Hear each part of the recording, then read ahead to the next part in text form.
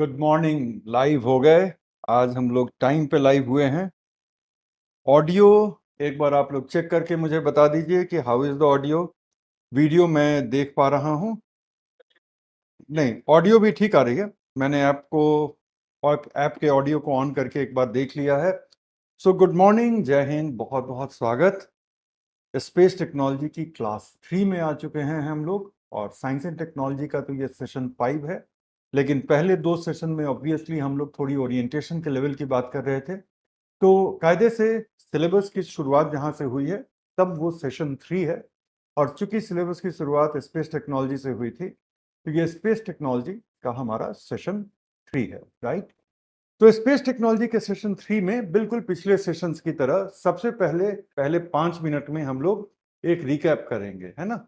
Recap से क्या होता है कि एक कंटिन्यूटी बन जाती है हमारी, कि कल हम कहाँ पे थे और आज हम क्यों वहां से शुरू कर रहे हैं जहां से शुरू कर रहे हैं, राइट।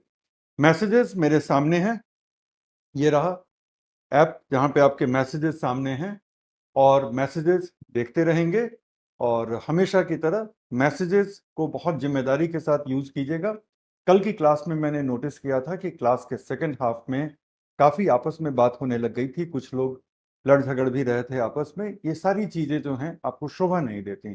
आप सिविल सर्विस के कैंडिडेट हैं, और कैंडिडेट के लेवल पे ही आपसे उस जिम्मेदारी की उम्मीद की जाती है। तो इस तरह की चीजें न करें। दूसरी बात एक और है कि आप सारे लोग यहाँ पर अगर एज अ फ्रेंड एक दूसरे के तैयारी में वैल्यू ऐड करेंगे, एक दूसरे से सीखेंगे, तो आपकी जर्नी ज़्यादा आसान होगी। और जर्नी ये इंजॉयबल भी होगी। जर्नी इसलिए इंजॉयबल होगी क्योंकि आप लोग एक दूसरे के साथ compete नहीं, कोऑपरेट कर रहे होंगे। करके देखिएगा, ज़्यादा मजा आएगा। यहाँ पर जितने सवाल पूछने हैं बिल्कुल पूछिएगा, लेकिन मैं देख तभी पाऊंगा जब मैं देखना चाहूंगा। तो इसलिए प्लीज मुझे ये मत लिखिएगा कि सर मेरे सवाल का आप जवाब नहीं देते। मैं जवाब इसलिए नहीं दे पाता क्योंकि उस समय आपका वो मैसेज मुझे दिखा नहीं। ग्रुप बहुत बड़ा है, इसलिए आपने मैसेज किया जब मैं कुछ पढ़ा रहा था, तो ऑब्वियसली मैं पीछे स्क्रॉल बैक करके आपके मैसेजेस को देख नहीं पाऊंगा। तो किसी से भी, चूंकि मैं आप में से किसी से भी फेस टू फेस मिला नहीं हूं, या हो सकता है कि कुछ लोगों से फेस टू फेस मिला हूं, तो किसी से भी व्यक्तिगत ऐसा क्या हो सकता है कि मैं आपके सवाल का जवाब नहीं दूंगा। तो सवाल पूछने का सबसे अच्छा वक्त वो होगा जब हम किसी सेक्शन को कंप्लीट करें और हम खुद आपसे कहें कि अच्छा what is the next question. और उसके बाद आप अपने क्वेश्चंस को लेके आइए, उसमें जो रेलेवेंट क्वेश्चन होंगे जिससे आपके आगे की समझ बेहतर होगी, या ऐसे क्वेश्चन होंगे जिनसे कि हमारे इस क्लास के डिस्कशन में कुछ वैल्यू ऐड हो रहा होगा, उनको हम जरूर लेंगे। बाकी क्वेश्चंस पे मैं कोशिश करूंगा कि कमेंट ना करूं, सो दैट कि हमारा टाइम कलेक्टिवली बचा रहे। तो ये हमारे क्लास में काम करने का, हम दोनों के साथ काम करने का ये एक इंटेंट रहेगा। और इस इंटेंट को लेते हुए हम लोग स्पेस टेक क्लास नंबर 3 की शुरुआत कर रहे हैं, ठीक है। आपका सहयोग उतना ही जरूरी है जितना कि जितनी की मेरी एकाग्रता और जितनी की मेरी मेहनत। तो हम दोनों साथ मेहनत करेंगे तो जल्दी ही कुछ मैजिक करके दिखा देंगे आपके रिजल्ट में। Let's start.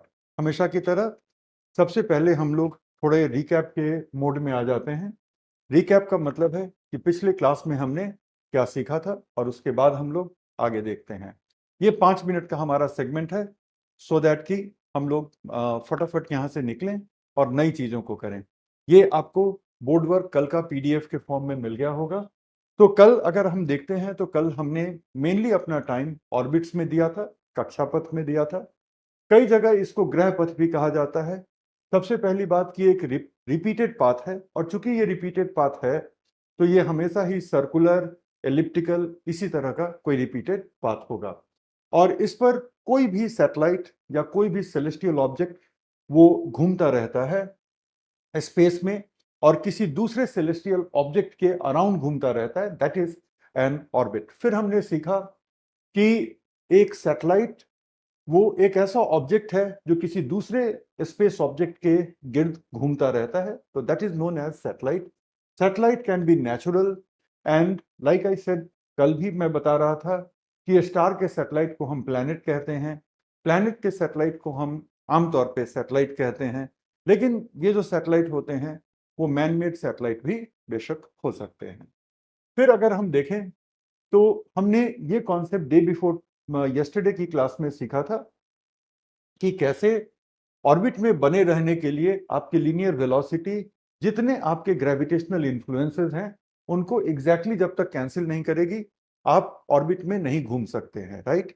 फिर उसके बाद हमने ये देखा कि कैसे अगर कोई ऑब्जेक्ट अर्थ के ऑर्बिट में है फिर भी उसको सन भी अपनी तरफ अट्रैक्ट कर रहा है, तो सन बाहर की तरफ उसको अट्रैक्ट कर रहा है, अर्थ अपने तरफ अट्रैक्ट कर रहा है, लेकिन जो भी इफेक्टिव उसके ऊपर ग्रेविटेशनल फोर्स होगा, जो भी इफेक्टिव होगा, उस इफेक्टिव ग्रेविटेशनल फोर्स को काउंटर करने के लिए उसकी लीनियर वेलोसिटी काफी होनी चाहिए और उसी के साथ ये इस ऑर्बिट में बना रहेगा।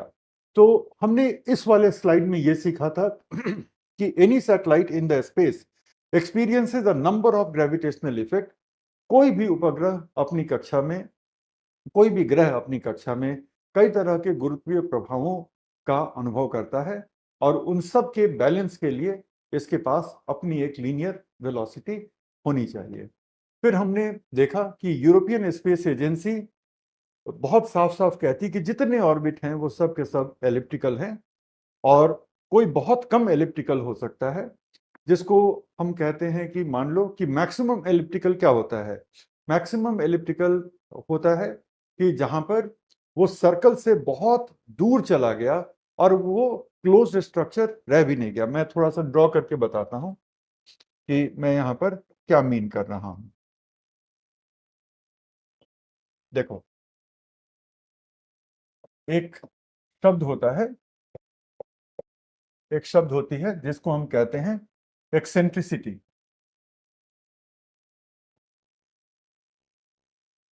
Eccentricity of a circle. Circle is breath.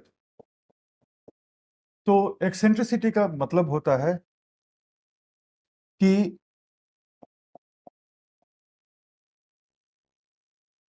एक परफेक्ट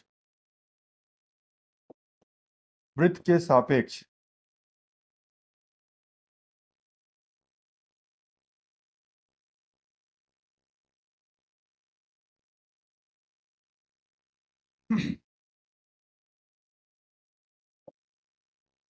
आकार में कितनी विकृति है,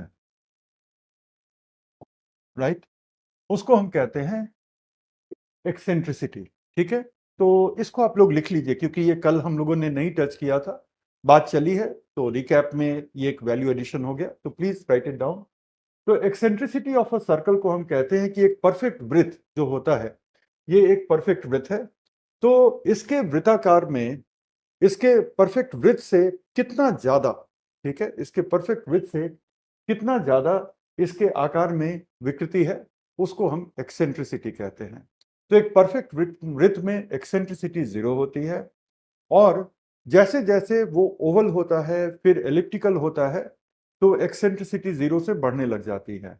जितनी ज्यादा वो 0 से 1 की तरफ जाएगी उसको हम कहते हैं कि ये अब अपने एक्सेंट्रिक और भी एक्सेंट्रिक और भी एक्सेंट्रिक और भी एक्सेंट्रिक हो रहा है। एक्सेंट्रिसिटी का मैक्सिमम क्या है, एक्सेंट्रिसिटी का चरम क्या है? एक्सेंट्रिसिटी का चरम होता है 1, जब वो एक क्लोज पाथ रह नहीं जाता है, वो एक पैराबोला या हिंदी में जिसको परवलय कहते हैं वो बन जाता है। तो पहले आपने इसको लिख लिया, जो मेरे इंग्लिश वाले स्टूडेंट हैं डिक्टेट कर देते हैं, प्लीज लिख लीजिए। एक्सेंट्रिसिटी इज डिफाइंड एज, लिख लीजिए, eccentricity is defined as deviation in shape, defined as the deviation in shape of a perfect circle. Deviation of shape of a perfect circle.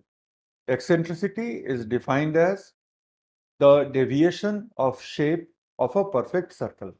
और हिंदी में मैंने लिख दिया था। ये कोशिश रहेगी कि अगर मैंने इंग्लिश में लिखा तो हिंदी में डिक्टेट कर दूं, इंग्लिश और हिंदी में लिखा तो इंग्लिश में डिक्टेट कर दूं, दोनों को लिखने का समय थोड़ा बच जाएगा, है ना। अभी कुछ लोग अभी अभी जुड़ रहे हैं, गुड मॉर्निंग जय हिंद कर रहे हैं, सब लोगों को गुड मॉर्निंग जय हिंद, दिल से आशीर्वाद, लेकिन काम पे लग जाओ, ठीक है। अब हम क्या देखते हैं कि एक्सेंट्रिसिटी जो होती है,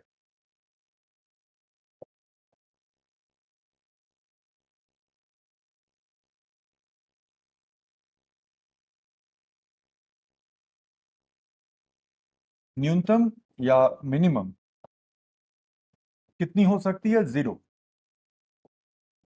मतलब कि ये एक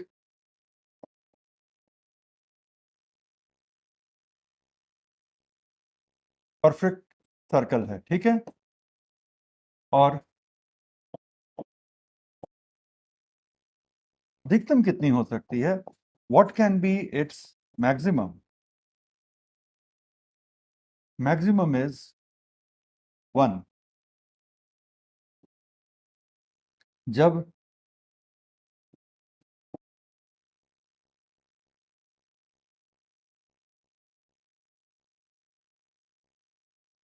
जब यह एक बंद आकार नहीं रह जाता।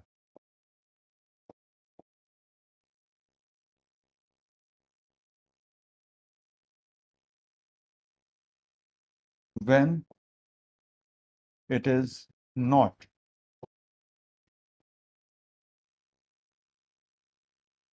a closed structure, ठीक है। तो अगर ये क्लोज स्ट्रक्चर नहीं होगा तो क्या हो जाएगा? पैराबोला हो जाएगा, परवलय हो जाएगा। दिखाते हैं अभी ड्रॉ करके, पहले आप लोग ये लिखने का काम कर लीजिए। इसे कहाँ लिखें सर? स्पेस मेरे पास नहीं है। इसके लिए विज्ञान ने एक नया पेज बनाया है, उसको ऐड करिए और लिखिए। अब आप कहेंगे कि हम नोटबुक में लिखते हैं, वहां पे नया पेज नहीं है। लूज पेज पे लिखो और वहां पे पेस्ट करो। सिविल सर्विस के एस्पिरेंट्स की कॉपी ऐसी ही होती है। खूबसूरत कॉपियों को यूज करने का वक्त चला गया, आपका कॉपी थोड़ा मेसी हो सकता है, उससे आप डील करिए, ठीक है। सर नोट्स कैसे बनाएं, कभी और फुर्सत में उसकी भी बात करेंगे। साइड हो जाइए, देखो मुझे ही साइड कर रहे हो तुम लोग, कहना मत फिर बाद में। डन। अभी डायग्राम बनाएंगे तो समझाएंगे। डन। चलो अब देखो,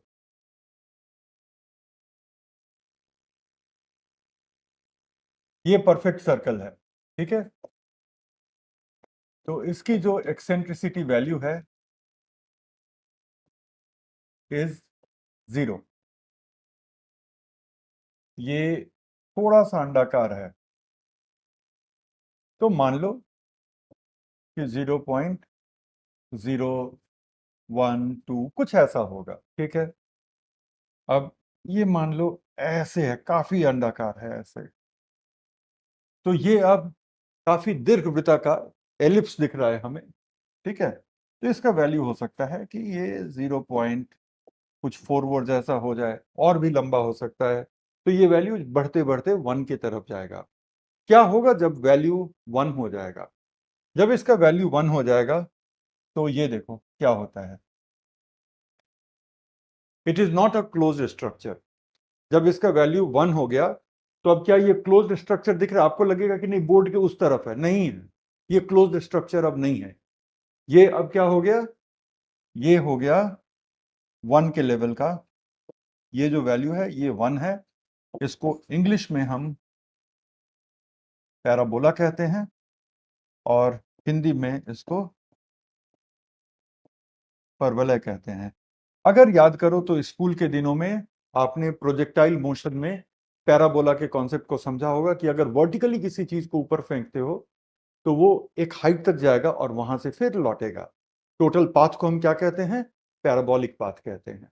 तो पैराबोलिक पाथ सर्कुलर नहीं होता, बंद नहीं होता। एक स्टार्टिंग पॉइंट होता है, उसका एक एंड पॉइंट होता है, राइट। तो ये हमारा कॉन्सेप्ट है। अब आगे चलने का वक्त आ गया है। अभी हम रिकैप में हैं, लेकिन चूंकि ये एक वैल्यू एडिशन का पॉइंट था तो हमने उसको ऐड कर लिया। But time to move forward, इसको आप जल्दी से लिखिए and you let me know कि हो गया, सो दैट कि हम आगे बढ़ सकें।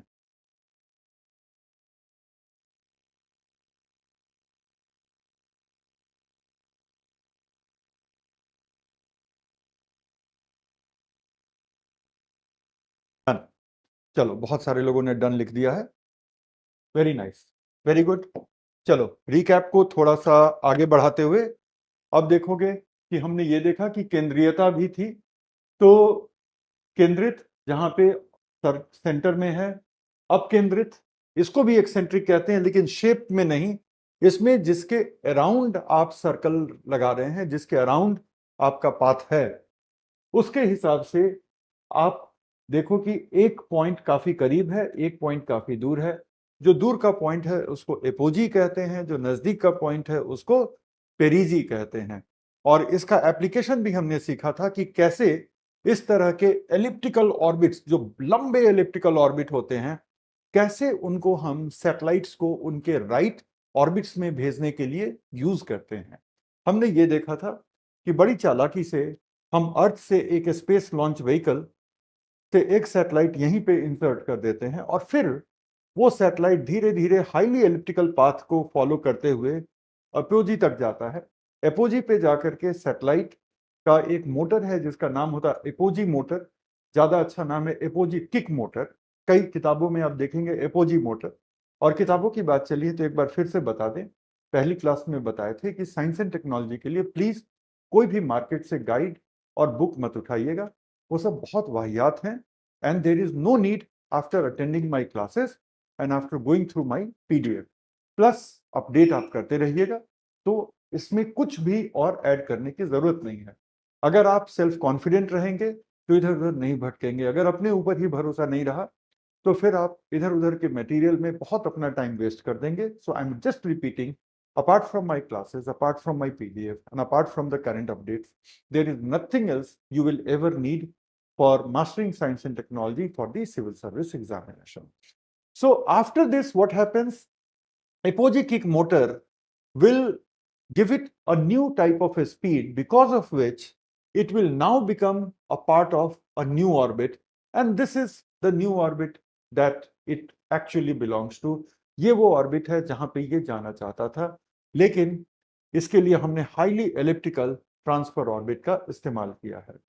जब तक कि हमारा ऑर्बिट अर्थ के बहुत पास नहीं है, हम ट्रांसफर ऑर्बिट्स का इस्तेमाल करते ही करते हैं।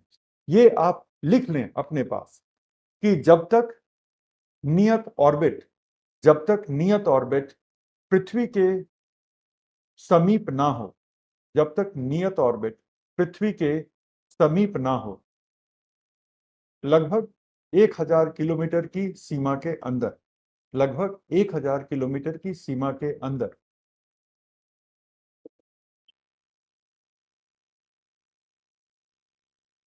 तब तक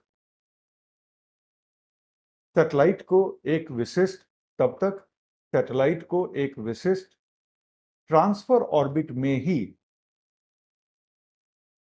सैटेलाइट को एक विशिष्ट ट्रांसफर ऑर्बिट में ही प्रविष्ट कराया जाता है।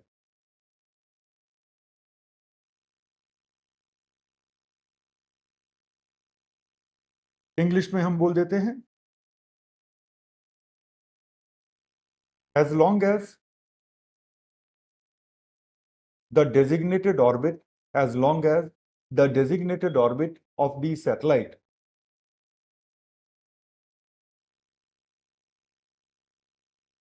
is not within 1000 kilometer, is not within 1000 kilometer,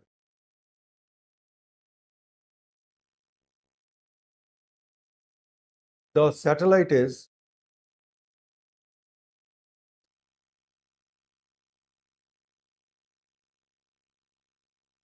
transferred to the satellite is transferred to a particular transfer orbit.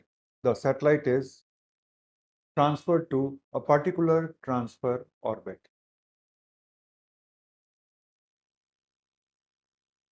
एक स्टूडेंट ने लिखा कुछ समझ में नहीं आ रहा। 3 रास्ते हैं, प्रयास और अभ्यास। दूसरा, उसके साथ थोड़ा स्कूल के दिनों का बैकग्राउंड पढ़ो। तीसरा जो नहीं हो पाएगा वो ये कि मैं यूपीएससी में पैरवी करूं कि आपके लिए इस सेक्शन को हटा दिया जाए सिलेबस में। यूपीएससी मेरी बात नहीं सुनेगा। तो 2 ही रास्ते बचते हैं। अगर आपको लगता है कि 8th 9th और 10th की साइंस से हमारा कनेक्ट टूट गया है आपका, तो उसको टाइम निकाल के पढ़ लो। और दूसरा, इस क्लास में एकाग्रता से बैठो विदाउट एनी नेगेटिविटी, क्योंकि नेगेटिविटी समझ में आने वाली चीजों को के बीच में भी एक दीवार बन जाती है। तो आप एक ओपन माइंड से बैठो, और जो चीजें आपको आज तक नहीं पता थी वो जब आपके सामने आए तो उससे घबराने की जरूरत नहीं है, उसको पॉजिटिवली लेने की जरूरत है। कह रहे मुझे नहीं पता था, आज ये पता चला। राइट। तो ये प्रयास कर, क्योंकि तीसरा जो ऑप्शन है कि मैं यूपीएससी को पैरवी करके ये सेक्शन तुम्हारे लिए हटवा दूं, ये नामुमकिन है।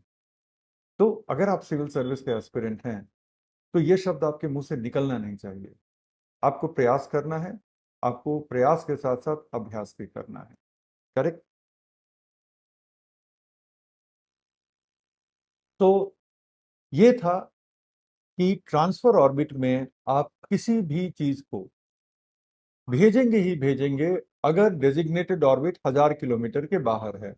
आप नाम लें और वो ट्रांसफर ऑर्बिट में भेजा ही गया है अगर उसकी दूरी, उसके नियत कक्षा की दूरी 1000 किलोमीटर से ज्यादा की थी। एग्जाम्पल, चंद्रयान, मंगलयान। राइट। लेकिन गगनयान नहीं, क्योंकि गगनयान लो अर्थ ऑर्बिट में है। इसी तरह से हमारे जो भूप्रेक्षण के उपग्रह हैं, तो वो भूप्रेक्षण के उपग्रह भी 1000 किलोमीटर के नीचे रहते हैं। तो उनके लिए भी जो हमारे रिमोट सेंसिंग या अर्थ ऑब्जर्वेशन सैटेलाइट हैं, तो उनके लिए भी जो ऑर्बिट होती है वो ऑर्बिट 1000 किलोमीटर के नीचे होती है। चूंकि वो 1000 किलोमीटर के नीचे होती है तो बट नेचुरल है कि वो डायरेक्टली अपने ऑर्बिट में भेजा जा सकता है। लेकिन हमारे जितने नेविगेशन सैटेलाइट हैं, हमारे जितने कम्युनिकेशन सैटेलाइट हैं, चूंकि वो जियो सिंक्रोनस और जियो स्टेशनरी ऑर्बिट में भेजे गए हैं, सबको ट्रांसफर ऑर्बिट के जरिए भेजा गया है। बहुत इंपॉर्टेंट प्रीलिम का ये कॉन्सेप्ट है। बुक्स अक्सर खुल करके ये नहीं लिखते, जिसके लिए मैं मानता हूं कि कहीं ना कहीं एक टीचर की जरूरत पड़ती है। So satellites needing transfer orbit.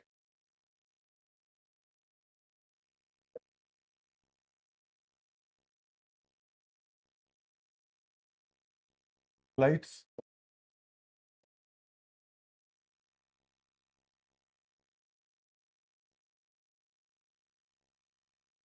Transfer orbits.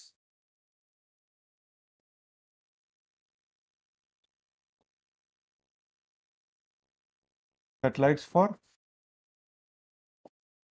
GSO and GEO. Next is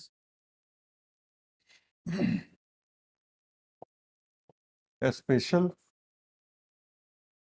far away mission, जैसे कि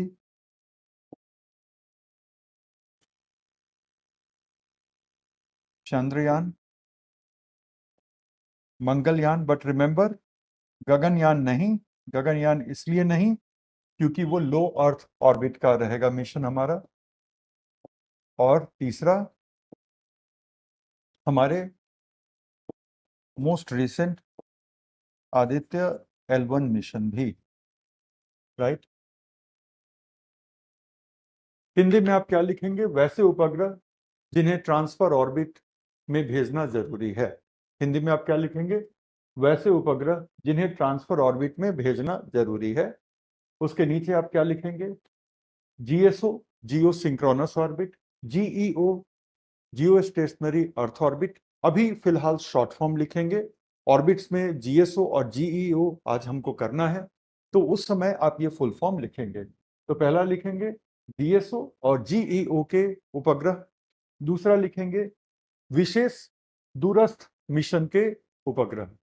विशेष दूरस्थ मिशन के उपग्रह कौन से होंगे? वो चंद्रयान, मंगलयान और आदित्य L1। इतना लिख करके मुझे डन कीजिए, फिर हम आगे बढ़ेंगे।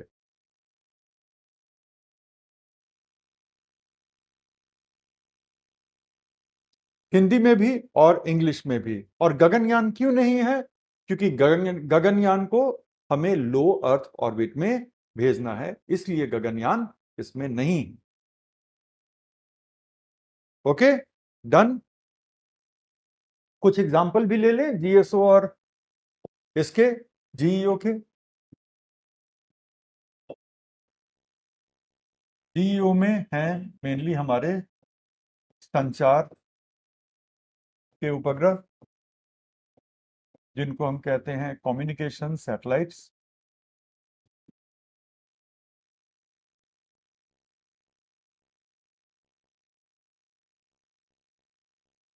और दूसरा कुछ भूप्रेक्षण और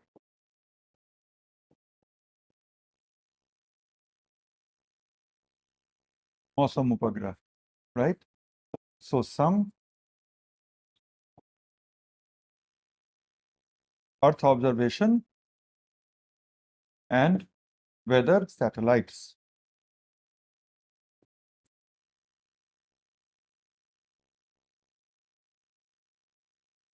तीसरा कुछ नेविगेशन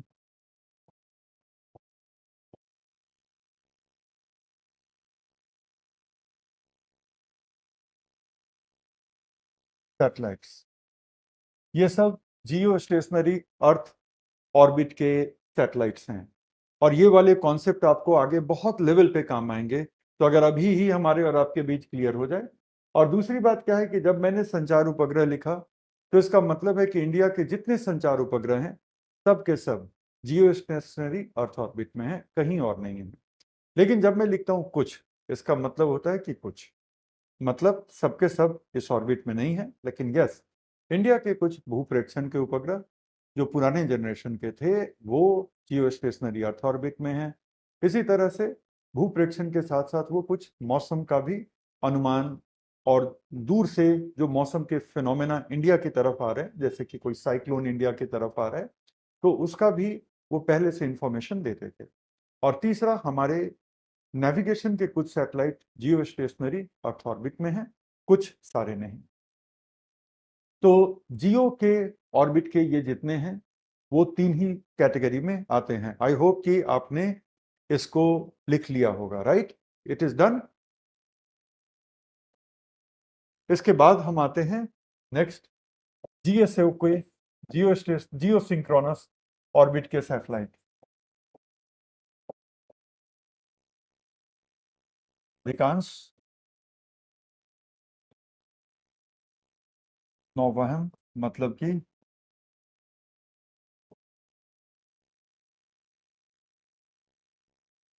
नेविगेशन के सैटेलाइट्स। ये मैं बात कर रहा हूं भारत के नेविक सिस्टम की, ठीक है? अदरवाइज आपको ये पता होना चाहिए कि जीपीएस के सैटेलाइट्स कहाँ हैं। कल हमने बात किया था, जीपीएस के सैटेलाइट्स हैं मीडियम अर्थ ऑर्बिट में। जीपीएस ही नहीं, ग्लोनास के भी सैटेलाइट वही हैं और गैलीलियो के भी सैटेलाइट्स वही हैं, राइट? लेकिन जो इंडिया के नेविक सिस्टम के सैटेलाइट हैं, और इंडिया का NavIC system regional navigation satellite system है, उसके सारे सैटेलाइट जीएसओ और जीईओ को मिला के हैं। जीईओ में थोड़े से सैटेलाइट हैं, बाकी के सब हमारे जीएसओ में हैं। तो यहाँ पे कल के रिकैप के साथ साथ आप देख रहे हैं कि कुछ वैल्यू एडिशन भी हम करते जा रहे हैं, तो रिकैप इस तरह से जरूरी हो जाता है। डिफरेंस बिटवीन जीएसओ एंड जियो हम बाद में करेंगे।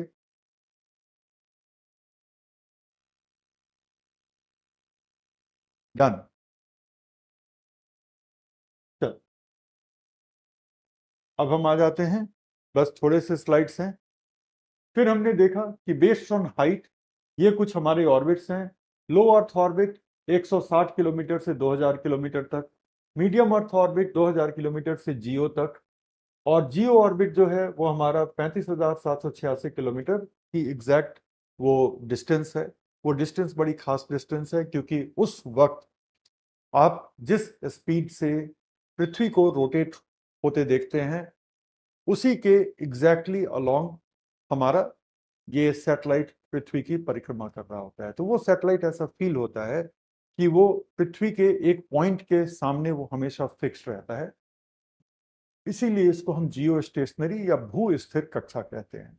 कल आप लोगों ने, कुछ लोगों ने, आई एम नॉट श्योर कि सारे लोगों ने, लेकिन कुछ लोगों ने एक्सपेरिमेंट शायद किया होगा। मैंने कहा था कि आप अपने एक्सिस पे रोटेट करिएगा और एक आदमी आपसे आई कांटेक्ट बना करके वो आपकी परिक्रमा करेगा, और आप देखेंगे कि वो आदमी अगर एग्जैक्टली उसी स्पीड से कर रहा है तो आई कांटेक्ट आपका टूटेगा नहीं। यही जियो स्टेशनरी का कॉन्सेप्ट है। कितने लोगों ने ये एक्सपेरिमेंट किया था? नेविगेशन सिस्टम कैसे काम करता है बताएंगे, जब हम नेविगेशन पे आएंगे तो बताएंगे, ठीक है। चलो, इसके बाद हमने ये देखा लो अर्थ ऑर्बिट के डिटेल्स के बारे में कि लो अर्थ ऑर्बिट 160 किलोमीटर से 1000 किलोमीटर के बीच होता है। It can be used up to 2000 kilometre, but that is the maximum.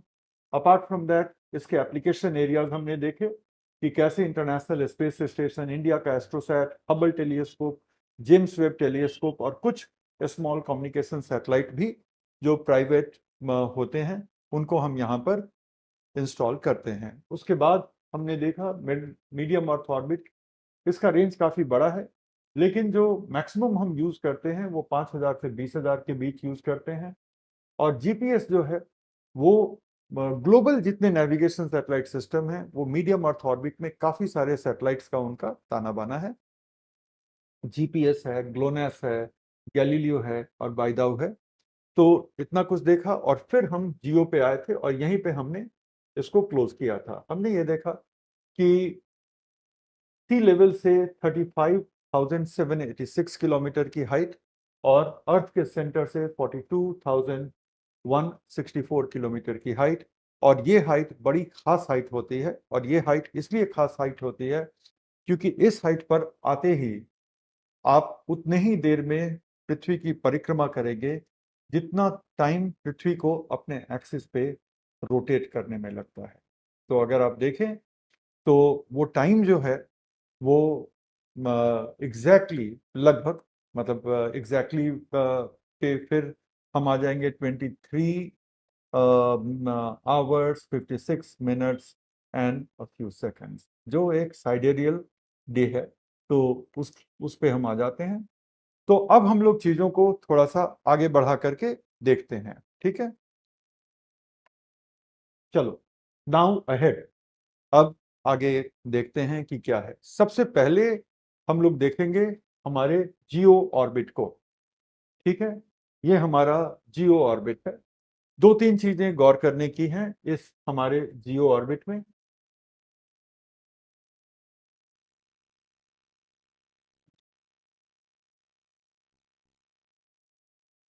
हाँ, ये थोड़ा बड़ा हुआ। तो सबसे पहली बात क्या है जियो ऑर्बिट की? दो चीजें जियो ऑर्बिट की खासियत होती हैं। एक चीज नहीं इसकी खासियत होती है, सिर्फ इसका डिस्टेंस इसकी खासियत नहीं होती। दो चीजें इसकी खासियत होती हैं। पहली जो चीज इसकी खासियत होती है वो होती है इसकी डिस्टेंस। ये डिस्टेंस है exactly 35,786 kilometre from the sea level. Okay. दूसरा क्या है कि इसका ये जो हमारा ऑर्बिट है, इस ऑर्बिट का इंक्लाइन एग्जैक्टली वही है जो अर्थ का इंक्लाइन है। अर्थ का इंक्लाइन थोड़ा सा ऐसे है ना, तो एग्जैक्टली इस ऑर्बिट का भी इंक्लाइन ऐसे है। दोनों हाथों को देखो आप, ठीक है। अर्थ का इंक्लाइन और ये इस ऑर्बिट का इंक्लाइन। इसका मतलब है कि अगर अर्थ सीधा होता तो ये हमारा जो ऑर्बिट है ये भी ऐसे था, चूंकि अर्थ इंक्लाइन है तो ये भी थोड़ा सा इंक्लाइन है। अब क्या है कि इसकी इंक्लिनेशन एग्जैक्टली उतनी ही है जितनी अर्थ की इंक्लिनेशन है, और डिस्टेंस ये है। अब इस डिस्टेंस पे कोई भी ऑब्जेक्ट अगर अर्थ की रिवोल्यूशन करता है तो वो उतने ही देर में कर पाएगा जितने देर में अर्थ का एक रियल रोटेशन पूरा होता है। और वो रियल रोटेशन कितना होता है? वो रियल रोटेशन होता है 23 आवर्स 56 मिनट्स एंड 4 सेकेंड्स का। That is the sidereal. Sidereal means क्या होता है कि एक फार अवे स्टार के सापेक्ष, एक फार अवे स्टार के रिलेटिव अर्थ को अपने एक्सिस पे एक बार रोटेट होने में कितना वक्त लगा, राइट? तो क्या सन के सापेक्ष अर्थ को थोड़ा सा ज्यादा वक्त लगता है क्या? तकरीबन 4 मिनट ज्यादा लगता है, 24 आवर्स एग्जैक्टली। ऐसा क्यों? ऐसा इसलिए क्योंकि अर्थ सिर्फ सन के सामने अपने आप को रोटेट नहीं कर रहा है, बल्कि अर्थ सन की परिक्रमा भी कर रहा है। तो अर्थ रोटेट भी कर रहा है, थोड़ा सा अपने पॉइंट से आगे भी जा रहा है। तो अर्थ जब सन के सापेक्ष आप उसका रोटेशन लेते हैं ना, तो एक रोटेशन को पूरा करते करते अर्थ जो है 1 डिग्री बढ़ चुका है। तो अर्थ सन के सापेक्ष जब अपनी परिक्रमा करता है तो वो 360 डिग्री नहीं, वो 361 डिग्री कवर करता है, इसलिए उसको 4 मिनट का वक्त ज्यादा लगता है। तो एक सोलर डे जो है ना, एक सोलर डे वो एग्जैक्टली 24 आवर्स का होता है, लेकिन हमारा जो एक साइडेरियल डे होता है वो 23 आवर्स 56 मिनट्स एंड 4 सेकेंड्स का होता है। एक आपके लिए एक इलस्ट्रेशन हम लेकर आए हैं, जो इलस्ट्रेशन थोड़ा सा देखना जरूरी है। इसको पहले हम ऑफ करते हैं और ये इलस्ट्रेशन आप एक बार बिल्कुल बिगनिंग से देखें तो वो आपको ज्यादा अच्छा समझ में आएगा। ठीक है? Give me a moment. अब हम लोग देखते हैं, ये सन है, ये हमारा अर्थ है, और एक साइडेरियल डे जो है ये 23 आवर्स 56 मिनट और 4 सेकेंड का है। सोलर डे 24 आवर्स का।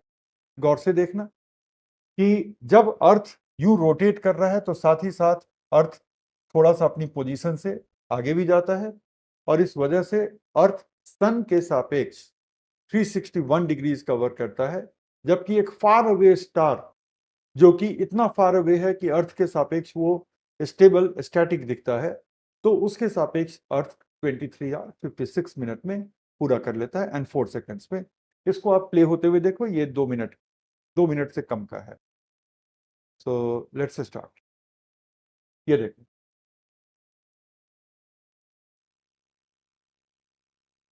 अर्थ रोटेट कर रहा है और धीरे धीरे अर्थ ऊपर की तरफ उठता जा रहा है, देख रहे हो?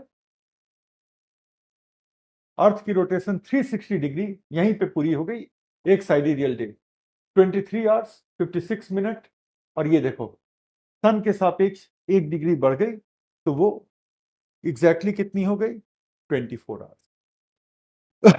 तो हमारा जो एक जियो सिंक्रोनस या जियो स्टेशनरी सैटेलाइट होता है, वो अगर वो जियो स्टेशनरी ऑर्बिट में है तो ये वो ऑर्बिट है जिसकी डिस्टेंस वो है, और डिस्टेंस की वजह से वो एग्जैक्टली 23 आवर 56 मिनट में रोटेशन को पूरी करता है।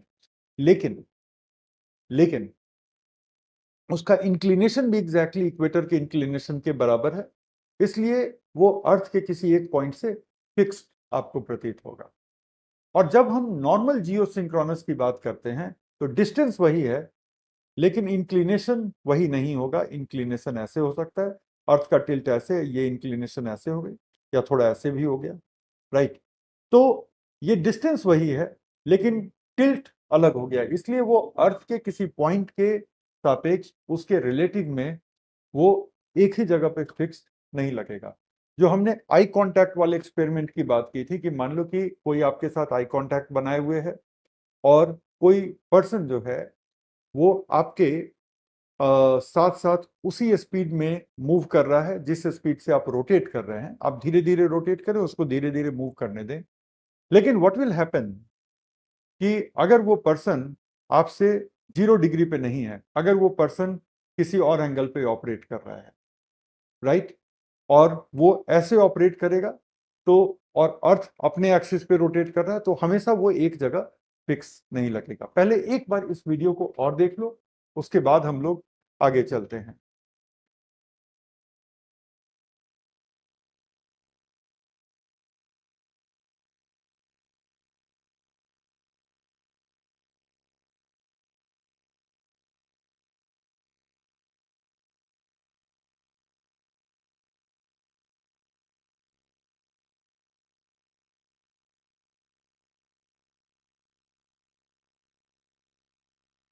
करेक्ट। तो ये है हमारा। अब हम लोग थोड़ा सा आगे चलते हैं और ये देखो, ये एक कम्युनिकेशन सैटेलाइट है। अगर अर्थ झुका हुआ है तो ये भी ऑर्बिट जो है उतने ही डिग्री पे टिल्टेड है, इसलिए ये एक ही जगह पर फिक्स दिखेगा। इसको हम जियो स्टेशनरी कहते हैं। ये देखो,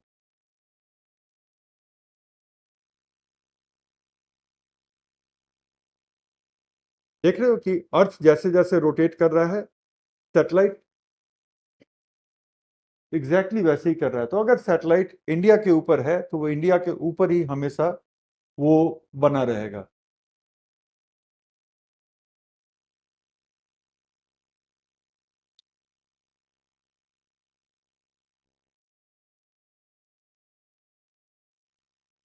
ये आप समझ पा रहे हो कि ये 35,786 की जो डिस्टेंस है, तो उस डिस्टेंस के लिए आपको एक सर्टेन ऑर्बिटल वेलोसिटी चाहिए। हर डिस्टेंस के हिसाब से एक सर्टेन ऑर्बिटल वेलोसिटी चाहिए होती है। और ये ऑर्बिटल वेलोसिटी ऐसी है जो कि एग्जैक्टली 23 आवर 56 मिनट और 4 सेकंड में अर्थ की एक परिक्रमा पूरी करा देगा। और इतना ही वक्त लग रहा है अर्थ को अपने एक्सिस पे एक बार रोटेट होने में। तो अगर वो अर्थ के किसी एक पॉइंट पर है तो वो पॉइंट जैसे जैसे घूम रहा है रोटेशन की वजह से, हमारा सैटेलाइट भी उसके ऊपर ही बना हुआ है और उसकी परिक्रमा कर रहा है। तो इसलिए इन ऑर्बिट्स को हम कहते हैं भू स्थिर कक्षा।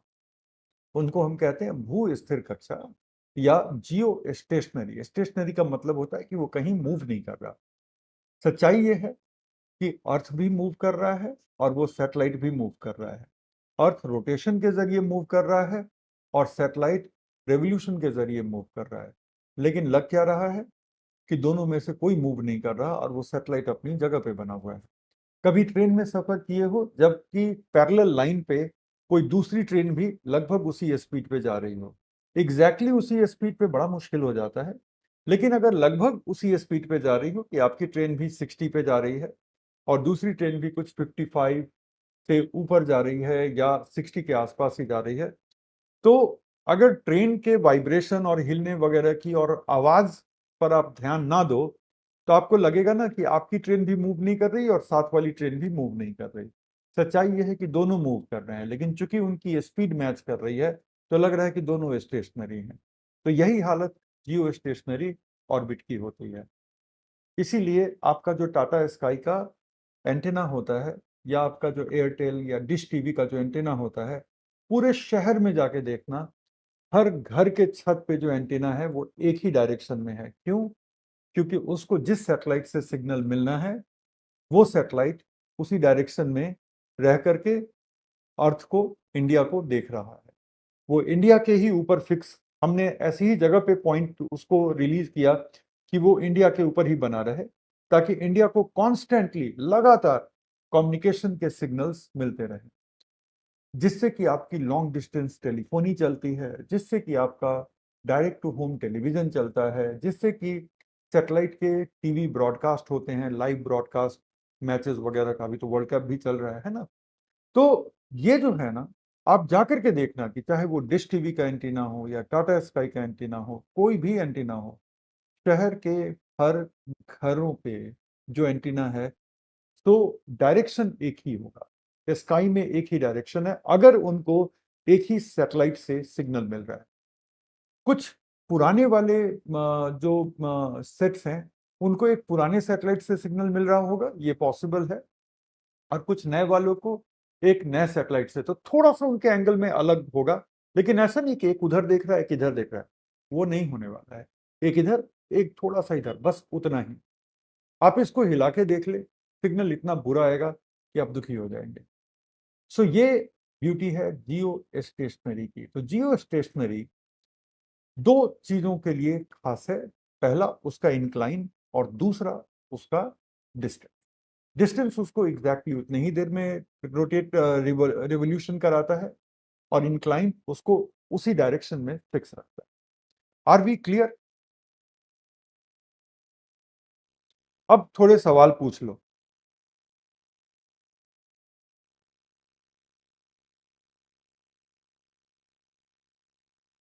जिनके पास भी सवाल है, अब 1-2 मिनट जरा हम सवालों पर देते हैं और फिर हम लोग आगे चलते हैं। सर, ये सैटेलाइट कब तक स्पेस में रहते हैं? मैं इसका जवाब देता हूं। 1 मिनट रुको, मैं कुछ सवाल देख लूं। सर, आप एरो ऊपर नीचे किए हैं, कंफ्यूजन हो रहा है। कौन सा एरो ऊपर नीचे किए हैं? मास क्या है? मास आपका द्रव्यमान है, मतलब कि जितना मैटर आपके अंदर है तो वो आपका द्रव्यमान होता है। मैटर पे जब ग्रेविटी लगती है तो वो आपका वेट होता है। तो आपका मैटर इतना ही रहेगा, लेकिन मून पे जब आप जाएंगे तो ग्रेविटी कम होगा, तो आप अपने आप को लाइटर पाएंगे। तो आपका weight is a product of mass and gravity. Mass is how much matter is inside of you. Solar day नहीं समझ में आया? ठीक है, तुम ऐसे देखो कि अगर तुम्हें ठीक है, किसी के सामने ऐसे रोटेट करना पड़ रहा है और साथ ही साथ रोटेट करते हुए उसकी थोड़ी परिक्रमा भी करनी पड़ रही है, तो आप देखोगे क्या ना कि जितनी देर में आपने एक रोटेशन पूरा किया तब तक परिक्रमा के चक्कर में आपकी पोजीशन बदल गई। तो सोलर डे में पृथ्वी सन के सापेक्ष 360 डिग्री नहीं, 361 डिग्री पूरा कर लेता है, क्योंकि पृथ्वी थोड़ा सा अपने जगह से 1 डिग्री मूव भी कर गया है, वो रेवोल्यूशन के चक्कर पे। ठीक है ना? इस वजह से सोलर डे में 4 मिनट ज्यादा लगता है। और जब कोई बहुत दूर स्टार है, सन तो आपका सबसे नियरेस्ट स्टार है, अगर कोई स्टार आपसे बहुत दूर है तो बहुत दूर होने की वजह से वो बिल्कुल फिक्स लगता है अपनी जगह पे। तो उसके सापेक्ष जब आप ये करते हैं और आप उसकी परिक्रमा भी नहीं कर रहे, तो उसके सापेक्ष जब आप रोटेट करते हैं तो वो रोटेशन का टाइम आपका एक्चुअल रोटेशन का टाइम।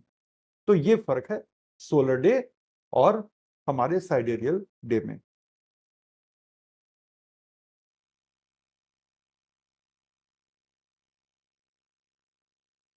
क्लियर क्लियर, एकदम मजा आ गया गुरुजी। प्रशांत गोला, नींद क्यों आती है क्लास में? कोई भी कारण हो सकता है, लेकिन ये क्लास बोरिंग नहीं है प्रशांत। 2-3 चीजें करो, रात में सही से सो, थोड़ा सा एक्सरसाइज करो और क्लास में बैठो। तो क्लास में बैठने के पहले थोड़ा बैलेंस डाइट लेके बैठो। भूख लगी रहेगी तब कमजोरी की वजह से नींद आएगी, ज्यादा खा लोगे तो आलस की वजह से नींद आएगी। तो ये छोटे छोटे हैक हैं, मैं इसको मजाक में नहीं उड़ाना चाहता था, इसलिए मैंने शुरू में एक लाइन बोल करके इसको टाल दिया। लेकिन ये 2-3 चीजें हैं जिसकी वजह से क्लास में नींद आती है।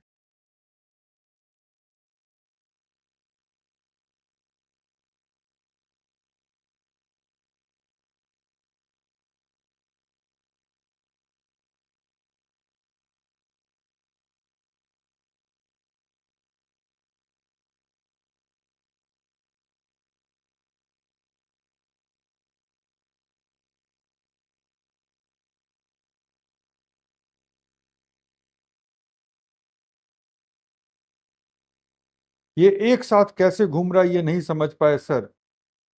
अजीत, पहले रोटेट करते रहो ऐसे ऐसे और चलते भी रहो। देख रहे हो कि मैं रोटेट भी कर रहा हूं और चल भी रहा हूं? तो ऐसे होता है कि आप रोटेट भी कर रहे हो और आप ऑर्बिट में एक डिस्टेंस भी कवर कर रहे हो। चलो, नाउ लेट्स मूव। ये डायग्राम देख लो और समझ में आ जाएगी। यहाँ पे क्या किया है आपको समझाने के लिए, ठीक है? यहाँ पे आपको समझाने के लिए अर्थ को टिल्टेड नहीं दिखलाया गया है। टिल्टेड का मतलब कोई झुकाव का कोण नहीं दिखाया गया है। क्यों नहीं दिखाया गया है? आपको समझाने के लिए। अब मैं सवाल नहीं देख रहा हूं, तो आप भी जो है अब मतलब इस पे फोकस करिए। Now I am no longer seeing the question. फिर जब मैं सवाल मांगूंगा तब आप सवाल भेजिएगा, तो ज्यादा चांसेस होंगे कि उनको मैं देख करके और आंसर कर पाऊंगा। करेक्ट? तो ये देखिए, यहाँ पे समझाने के लिए हमने क्या दिखाया है कि अर्थ पे कोई टिल्ट नहीं है, जबकि सच्चाई में टिल्ट है। लेकिन मानो कि कोई टिल्ट नहीं है 1 मिनट के लिए, ये सामने इंडिया ही दिख रहा है आपको। तो जियो स्टेशनरी ऑर्बिट सेम डिस्टेंस पर, ठीक है ना, 35,786 किलोमीटर की डिस्टेंस पे एक ऑर्बिट है ऐसे। इस ऑर्बिट में कोई भी सैटेलाइट अर्थ को 23 आवर 56 मिनट एंड 4 सेकंड में कवर कर लेगा। राइट। अर्थ उतने ही देर में एक बार रोटेट भी कर लेगा, तो इसलिए वो एक जगह पे फिक्स दिखेगा। उतने ही डिस्टेंस पर बहुत सारे एंगल्स बन सकते हैं सेम ऑर्बिट के। डिस्टेंस सेम रहेगा लेकिन एंगल बहुत सारे बन सकते हैं। 0 degree angle relative to Earth, that is geostationary.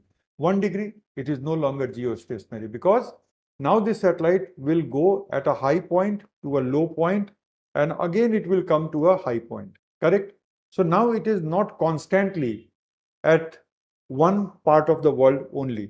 इतना रहता तो it would have been constantly एक ही जगह पे रहता। मतलब कि अब थोड़ा सा एंगल बदला तो ये निरंतर एक ही जगह पे नहीं बना हुआ है, एक जगह से थोड़ा ऊपर भी है, एक जगह के लेवल पे भी आया, एक जगह के नीचे भी गया, फिर ऊपर आ रहा है, उस जगह के लेवल पे आया इधर इस तरफ, फिर उस जगह से ऊपर चला गया, फिर ऐसे करता रहेगा। क्यों? बस थोड़ा सा अर्थ के सापेक्ष एंगल को चेंज किया। एंगल और चेंज करो और भी बदलाव आएगा, और चेंज करो और भी बदलाव आएगा। समझ रहे हो? तो अगर हमारे इक्वेटर के रिलेटिव 0 डिग्री है तो वो ऑब्जेक्ट हमेशा ही एक जगह पर बना हुआ दिखेगा। लेकिन अगर थोड़ा भी इक्वेटर के कंपैरिजन में वो 1 डिग्री भी टिल्ट हुआ तो वो एग्जैक्टली एक जगह पे नहीं दिखेगा। इसलिए ऐसे कोई भी ऑर्बिट जो इक्वेटर के रिलेटिव 0 डिग्री नहीं है और डिस्टेंस फिर भी 35,786 किलोमीटर है, तो उसको हम कहते हैं टिल्टेड जियो स्टेशनरी ऑर्बिट। क्या कहते हैं? टिल्टेड जियो स्टेशनरी ऑर्बिट, मतलब झुकाव वाला, टिल्टेड जियो सिंक्रोनस ऑर्बिट, झुकाव वाला भूतुल्यकालिक ऑर्बिट। भूतुल्यकालिक मतलब कि जितने समय में पृथ्वी रोटेट कर रही है, घूर्णन कर रही है, उतनी ही देर में वो पृथ्वी की परिक्रमा कर रहा है, तो उसको हम भूतुल्यकालिक कहेंगे। और अगर उसका झुकाव हमारे इक्वेटर के सापेक्ष 0 हो गया तो वो फिर भू स्थिर कक्षा कहलाएगा। तो क्या ये कहना ठीक होगा कि जियो स्टेशनरी ऑर्बिट भूतुल्यकालिक ऑर्बिट का एक प्रकार है, जियो सिंक्रोनस का एक प्रकार है? क्योंकि जियो सिंक्रोनस में आप उतने ही देर में ऑर्बिट करते हैं, जियो सिंक्रोनस में आप उतने ही देर में ऑर्बिट करते हैं जितने देर में अर्थ एक बार रोटेट कर जाता है। तो ये तो जियो स्टेशनरी पे भी लागू होता है। तो क्या हम कह सकते हैं कि जियो स्टेशनरी जियो सिंक्रोनस का एक टाइप है? बिल्कुल कह सकते हैं। तो अब हम यहां पे आ जाते हैं कि जियो सिंक्रोनस एक बड़ा वर्ड है और इसके दो तरीके के हो सकते हैं। 0 degree angle with equator, any other angle with the equator जो जीरो नहीं है। तो एनी अदर एंगल को हम कहेंगे इंक्लाइंड जियो सिंक्रोनस, और इधर वाले को हम क्या कहेंगे? इसको हम कहेंगे जियो स्टेशनरी। इसको मैं लिखता हूं, फिर आप जितना कुछ समझाया है उसके साथ कनेक्ट करिएगा और बताइएगा कि ये अब क्लियर है या मैं कुछ और समझाऊं आपको। राइट। एक और स्लाइड आपको दिखा देते हैं, उसके बाद हम लोग बात करेंगे। ये देखो कि ये सब अलग अलग एंगल आपको दिख रहे हैं। These are different different angles जिसपे कि आप जियो सिंक्रोनस इंक्लाइन को देख पा रहे हैं। करेक्ट। अब हम आ जाते हैं एक चार्ट पे, इसको आप मेरे साथ लिखिएगा।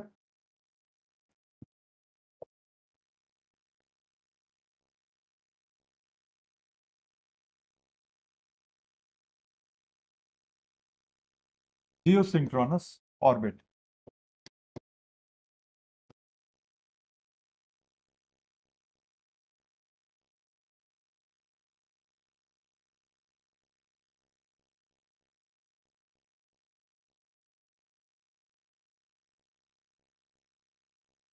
भूतुल्यकालिक कक्षा।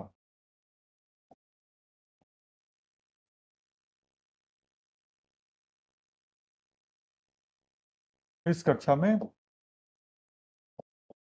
पृथ्वी की परिक्रमा 23 आवर्स 56 मिनट एंड 4 सेकेंड में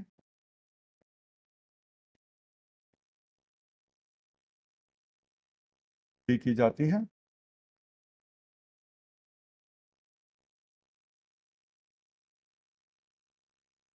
which is equal to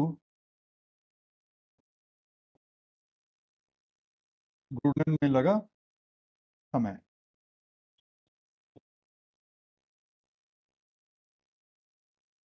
right. मेरे इंग्लिश वाले स्टूडेंट डिक्टेशन लिख लें।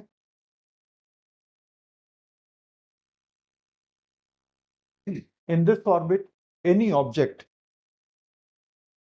in this orbit, any object completes one rotation, completes one revolution. In this orbit, any object completes one revolution of the Earth in 23 hours, 56 minutes, and 4 seconds.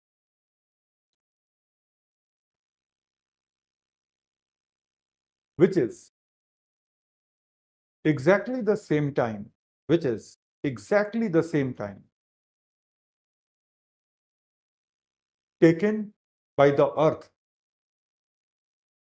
taken by the Earth to complete one rotation, taken by the Earth to complete one rotation. ठीक है, तो ये हो गई भूतुल्यकालिक कक्षा। Done. तुल्यकालिक क्यों कहते हैं उसका एक्सप्लेनेशन दे दिया। इसके दो टाइप्स होते हैं। पहला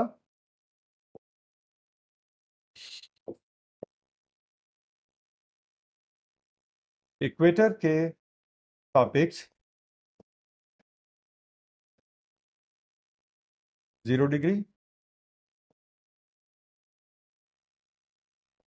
दूसरा इक्वेटर मतलब विषुवत रेखा, ठीक है। दूसरा इक्वेटर के सापेक्ष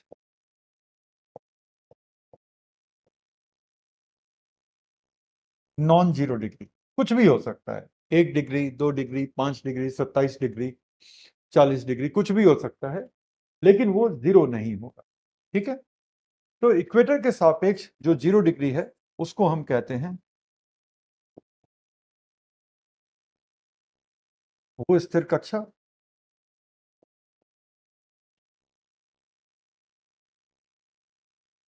या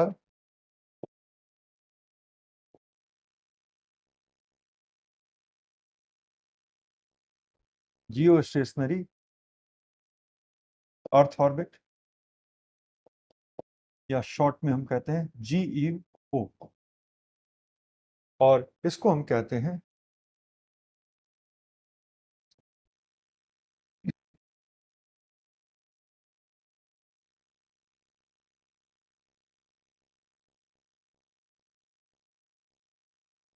भूतुल्यकालिक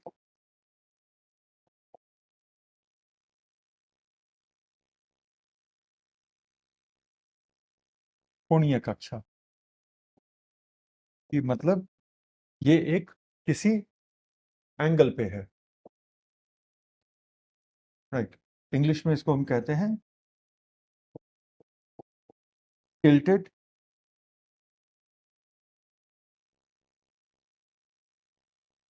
टिल्टेड जियोसिंक्रोनस ऑर्बिट। शॉर्ट में इसको हम कहते हैं GSO। तो अब हम GSO बोलेंगे तो आप अपने आप समझ जाएंगे कि ये टिल्टेड है, और GEO बोलेंगे तो आप खुद से समझ जाएंगे कि हम जियो स्टेशनरी अर्थ ऑर्बिट की बात कर रहे हैं।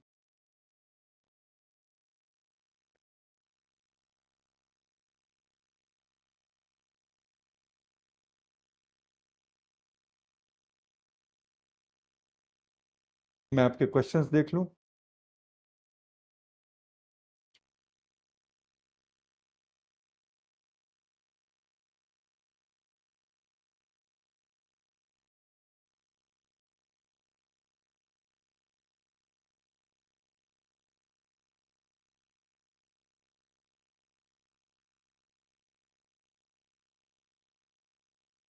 चलो आप लोग इसको कॉपी कर लीजिए, फिर डन बताइएगा, फिर मैं आगे चलता हूं।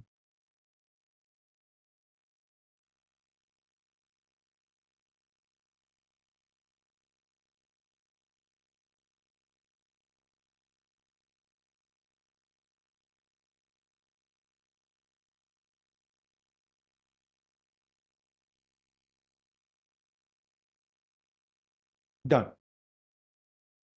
एक क्वेश्चन आप में से बहुत कम लोगों ने पूछा, लेकिन पूछना चाहिए था, ठीक है।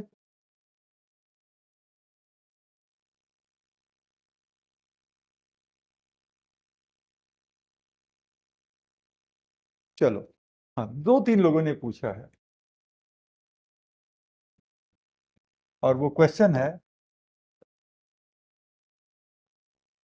Why is earth inclined?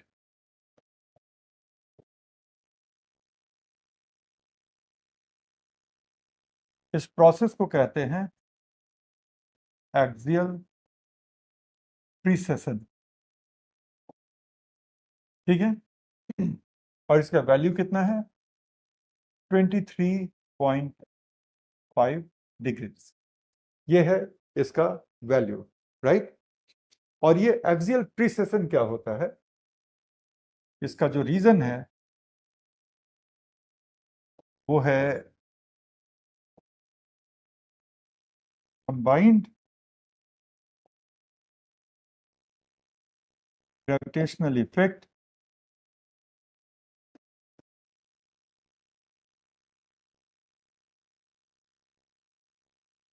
Of sun, other planets and moon.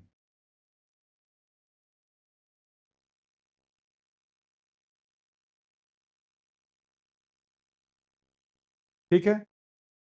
तो अर्थ अपने एक्सिस पे थोड़ा झुका हुआ क्यों है, राइट? अर्थ इंक्लाइंड क्यों है? तो इस प्रोसेस को कहते हैं एक्सियल प्रीसेशन। इसकी हिंदी मेरे पास नहीं है। इसको आप कह सकते हैं कि अपने अक्ष पर झुकाव।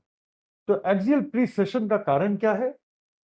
एक्सियल प्रीसेशन का कारण है कि अर्थ पर एनी टाइम सन का गुरुत्वीय प्रभाव, दूसरे ग्रहों का गुरुत्वीय प्रभाव, क्योंकि अर्थ सौर मंडल का हिस्सा है, और मून का गुरुत्वीय प्रभाव। तो इन तीनों के गुरुत्वीय प्रभावों के कारण अर्थ अपने एक्सिस पे एक एंगल बनाता है, और वो एंगल है 23.5 डिग्रीज का। हिंदी में ये बात समझ में आ गई? अब इसको आप लिख लो, और फिर हम वापस जाते हैं अपने ऑर्बिट वाली कहानी पे।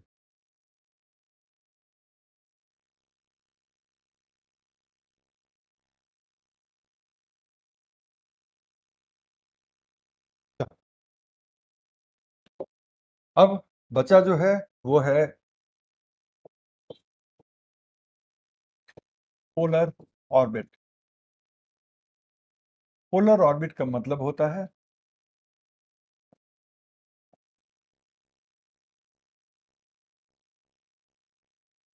ध्रुवों के ऊपर से, ठीक है ना, ध्रुवों के ऊपर से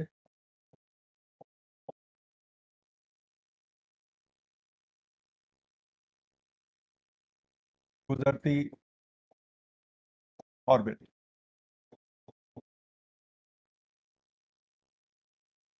ऑर्बिट्स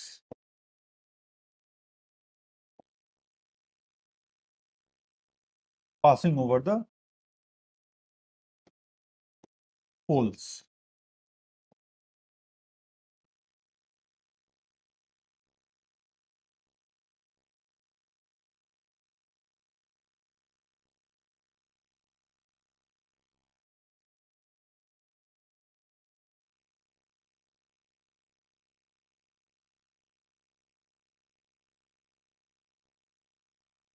अगर कोई भी सैटेलाइट, अगर उसका पाथ थोड़ा ऐसा है, या फिर ऐसा भी है कि वो एग्जैक्टली ध्रुवों के ऊपर से ना गुजर करके एक एंगल बना करके ध्रुवों के ऊपर से गुजर रही है,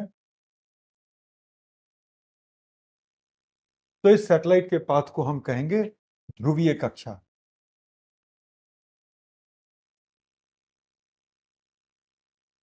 ये सब ध्रुवीय कक्षाएं हैं, राइट।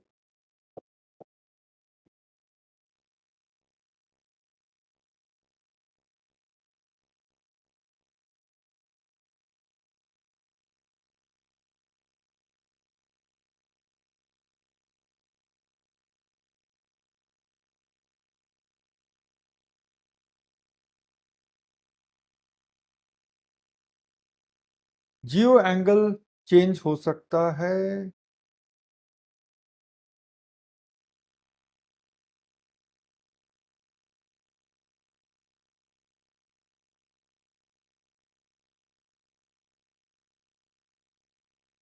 ठीक है, तो ये सब जो है, कोई भी जो ध्रुवों के ऊपर से गुजरती हुई ऑर्बिट है, ठीक है, उसको हम कहते हैं ध्रुवीय कक्षा। तो ये हो गया हमारा पोलर ऑर्बिट। पोलर ऑर्बिट्स जो होते हैं, अब इंटरेस्टिंग क्या है इन पोलर ऑर्बिट्स के बारे में कि इनकी भी हाइट अलग अलग हो सकती है, लेकिन जिस पर्पस के लिए पोलर ऑर्बिट्स को यूज करते हैं, तो नॉर्मली इसको हम लो अर्थ ऑर्बिट में मेंटेन करते हैं। ठीक है, तो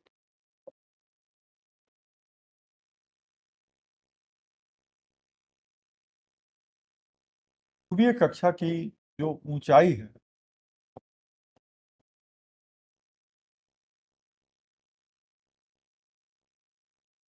ठीक है, वो वेरिएबल है,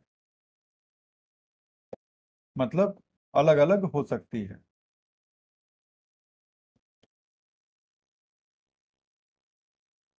ठीक है, दैट इज हाइट ऑफ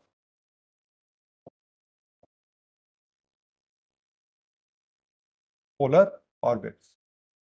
लेकिन for most of the practical purposes, ठीक है, for most of the practical purposes इसको हम लो अर्थ ऑर्बिट में रखते हैं। रीजन, उसका पर्पस है अर्थ का ऑब्जर्वेशन।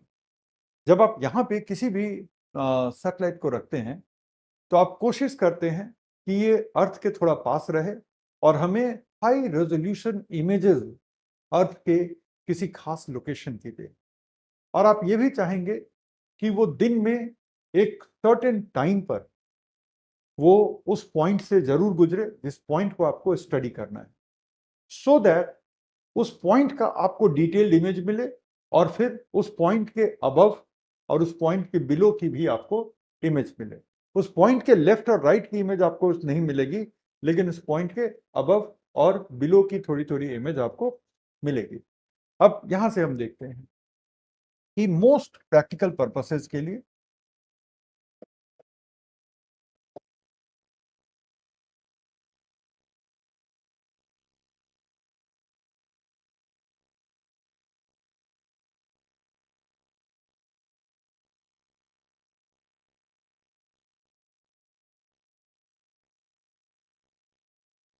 अधिकांश व्यवहारिक इस्तेमाल में, ठीक है ना,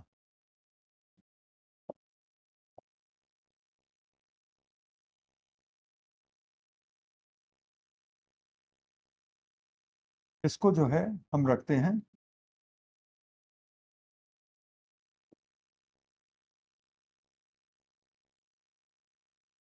लो अर्थ ऑर्बिट। और इसका इस्तेमाल होता है कहाँ? इसका इस्तेमाल होता है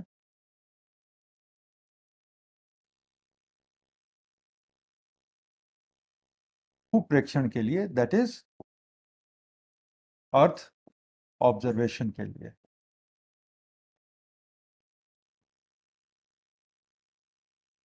तो यहां पे अब ये जानना जरूरी है कि मोस्ट, बल्कि समझो कि लगभग सारे के सारे एक आधा को छोड़ करके, all the earth observation satellites कहाँ हैं?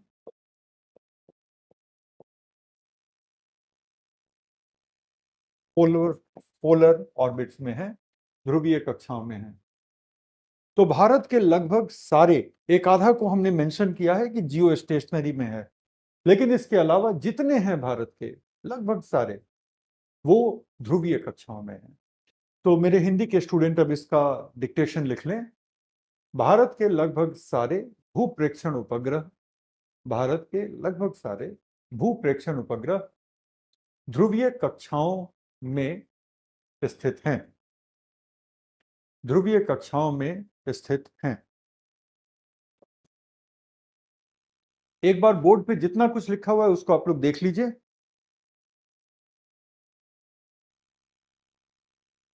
फिर हम लोग आगे चलते हैं। डन बता दीजिए।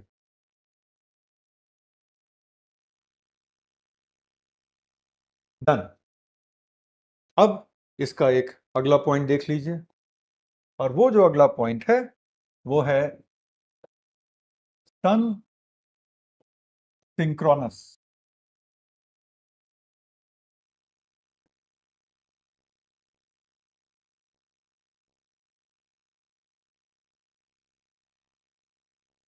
Polar orbit.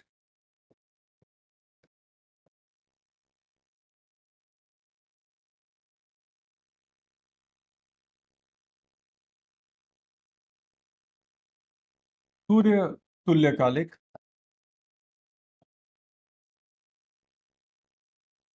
ध्रुवीय कक्षा, ये इसकी हिंदी है।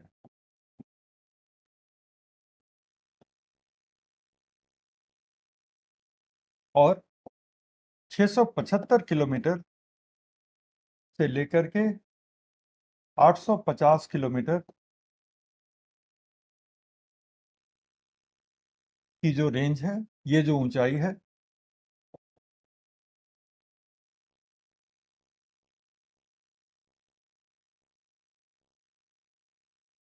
वो हाइट पे आपको सूर्य तुल्यकालिकता मिलती है। सूर्य तुल्यकालिक क्या होता है, अब उस पे आ जाते हैं।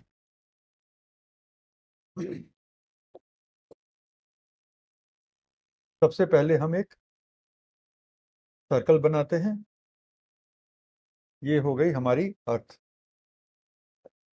थोड़ा सा एक झुकाव वाला एक्सिस भी बना दिया, ये एंगल ठीक। और फिर हमने अपना एक ऑर्बिट भी बनाया यहाँ पे।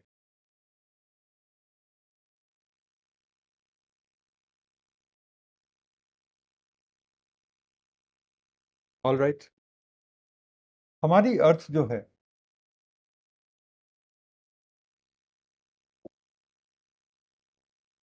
हमारी अर्थ जो, एक मिनट इसको हटा ही देता हूँ। हमारी अर्थ जो है वो अपने एक्सिस पे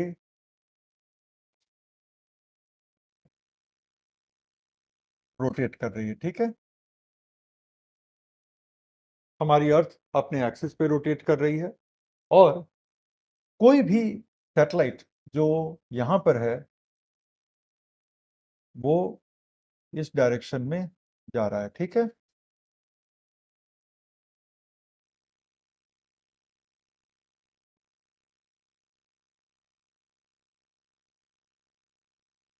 सैटेलाइट ऐसे परिक्रमा कर रहा है और अर्थ अपने एक्सिस पर रोटेट हो रही है।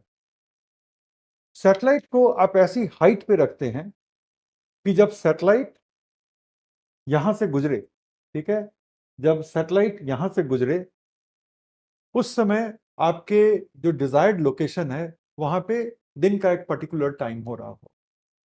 तो ये सैटेलाइट इधर से आया और अभी ये भी ऐसे ऐसे घूम रहा है। तो ये सैटेलाइट जब यहाँ आया तो इसको इंडिया 3 बजे, ये इंडिया के ऊपर से गुजरा हमारा सैटेलाइट, ठीक है।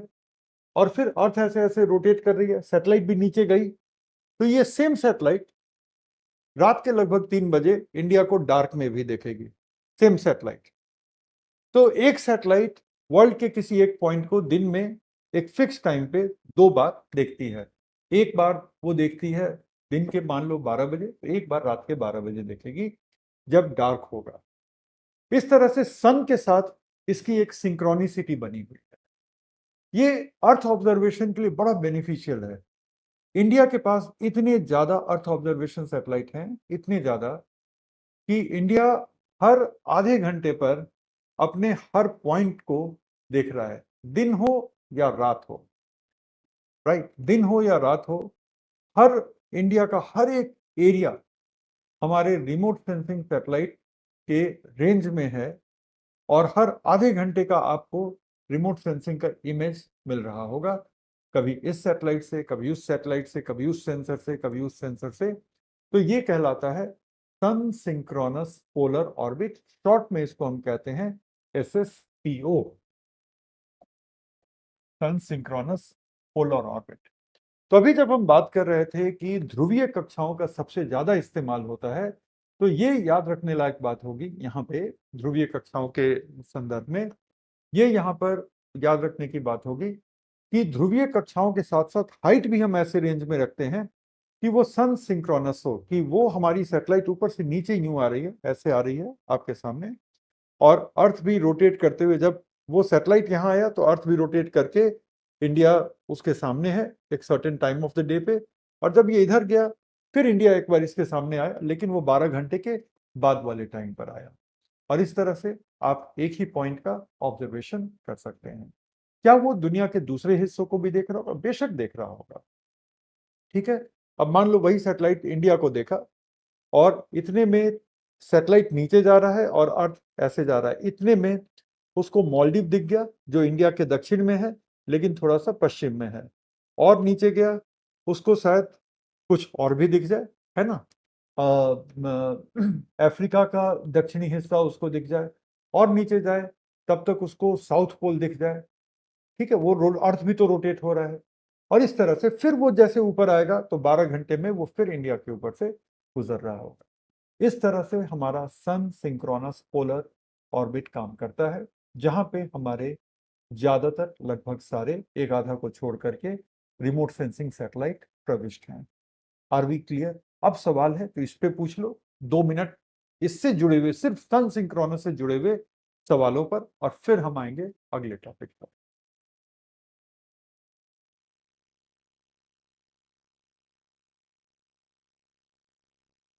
क्वेश्चन देखने दो।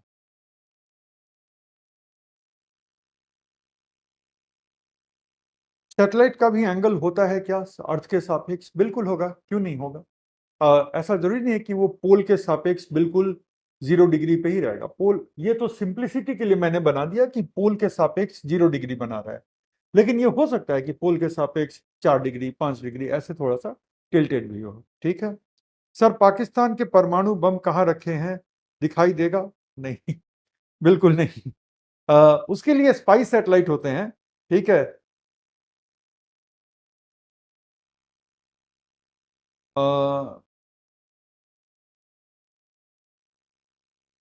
सेम टाइम पर ही ऐसा होगा। हाइट ऐसा रखा जाता है कि सेम टाइम पर हो, जिससे कि ज्यादा से ज्यादा हमको डेटा मिल सके।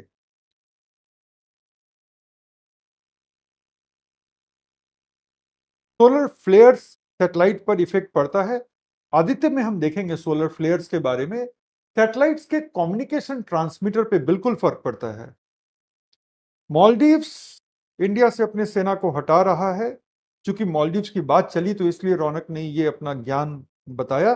ये मैंने भी पढ़ा है, सच खबर है। अभी वहां के जो प्रेसिडेंट इलेक्ट हैं उन्होंने ऐसी बयानबाजी की है। प्रियंका कह रही है 12:30 में क्लास है, अब तो छोड़ दीजिए। क्या करोगे अभी से लेकर के अगले 40 मिनट तक?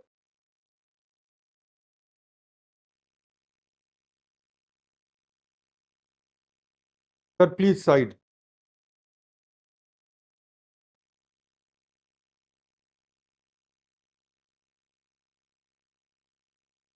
ये मेंस वाले टॉपिक नहीं है, ये वो टॉपिक्स हैं जिससे आप मेंस तक पहुंचते हैं। ठीक है। एक बच्चे ने पूछा कि सर इसमें मेन से कैसे सवाल पूछेगा। मेरा जवाब था कि ये मेंस में सवाल नहीं देगा, लेकिन मेंस तक पहुंचा देगा आपको ये कॉन्सेप्ट। ठीक है, डन। तो हमारे इतने सारे सैटेलाइट्स हैं। ठीक है, सॉरी, सैटेलाइट के ऑर्बिट्स हैं। लैग्रेंज पॉइंट की बात नहीं कर रहे हैं। लैग्रेंज पॉइंट की बात होगी जब हम लोग आदित्य L1 मिशन पे जाएंगे। हालांकि पीडीएफ में मैंने लैग्रेंज पॉइंट दे दिया है, लेकिन फिलहाल हम लोग लैग्रेंज पॉइंट की बात नहीं कर रहे हैं। हम लोगों की कोशिश होगी कि लैग्रेंज पॉइंट के कॉन्सेप्ट को हम लोग आगे तब समझेंगे जब हम लोग आदित्य L1 मिशन की बात कर रहे हैं। अब हम लोग इतना कुछ समझ गए, तो अपने अपनी समझ को थोड़ा सा अब हम लोग कंसोलिडेट कर लेते हैं एक जगह। सैटेलाइट्स एंड देयर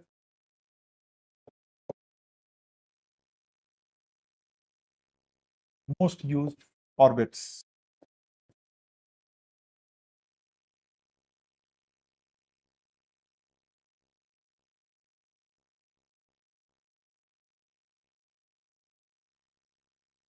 से पहला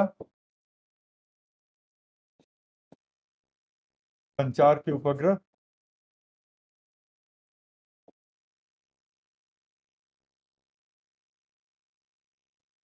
communication,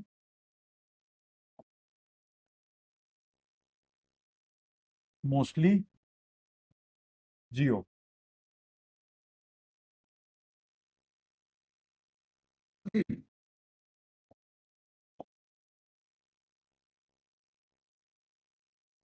rarely GSO, and small private may be in LEO। ठीक है, इसकी हिंदी बहुत सरल है, अब इस सबको हिंदी में नहीं लिखेंगे। संचार उपग्रह अधिकतम संख्या में जियो में होते हैं, बहुत कम जीएसओ में होते हैं, और कुछ छोटे निजी संचार उपग्रह LEO में भी हो सकते हैं। लेकिन अगर LEO में होंगे तो काफी बड़ी संख्या में इनकी जरूरत पड़ेगी। ओके, दूसरा है भूप्रेक्षण, मतलब कि अर्थ ऑब्जर्वेशन। ये कहाँ कहाँ होगा? सबसे पहले सबसे ज्यादा होता है सन सिंक्रोनस पोलर ऑर्बिट में, और कुछ जो हैं जियो या जीएसओ में भी पाए जा सकते हैं। तीसरा, नौवहन में आप देखोगे अगर, तो जो ग्लोबल टाइप के हैं, जो ग्लोबल तंत्र हैं, वो मीडियम अर्थ ऑर्बिट में है। क्षेत्रीय जो हैं, रीजनल, जैसे कि इंडिया का नेविक हो गया, है ना, ये होता है जीएसओ एंड जीईओ में। ये तीन मेन कैटेगरीज ऑफ सैटेलाइट होते हैं। इसके अलावा रिसर्च के सैटेलाइट्स होते हैं, तो रिसर्च के सैटेलाइट पर डिपेंड करता है कि किस पर्पस के लिए, लेकिन वो भी अभी हम लिखेंगे इसको। दीप्ति, जीईओ और जीएसओ तो पढ़ा दिया, आप कहाँ थे?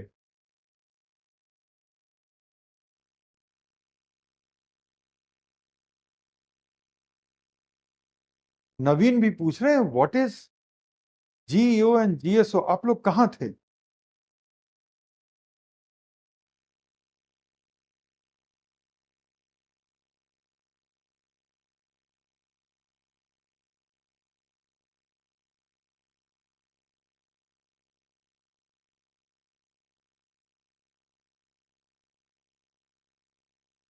चलो,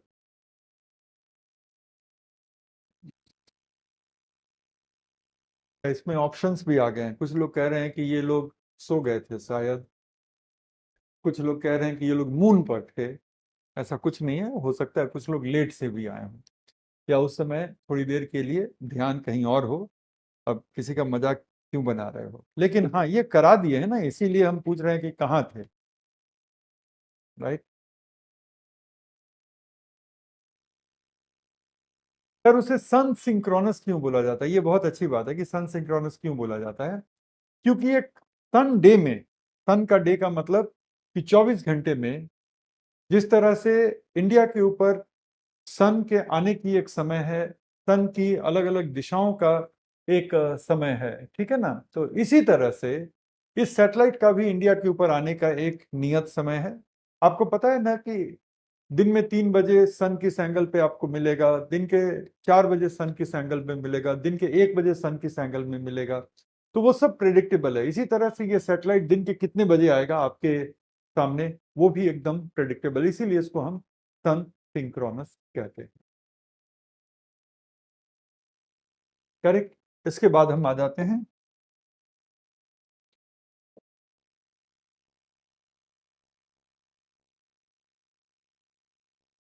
रिसर्च या अलग अलग अध्ययन के सैटेलाइट्स। अब डिपेंड करता है, जैसे देखो international space station, Hubble telescope, James web space telescope, हमारे भारत का एस्ट्रोसैट, ये सब के सब लो अर्थ ऑर्बिट के हैं। अगर हम बात कर लें हमारे मंगलयान, तो मंगलयान मार्स के ऑर्बिट का है। बात करें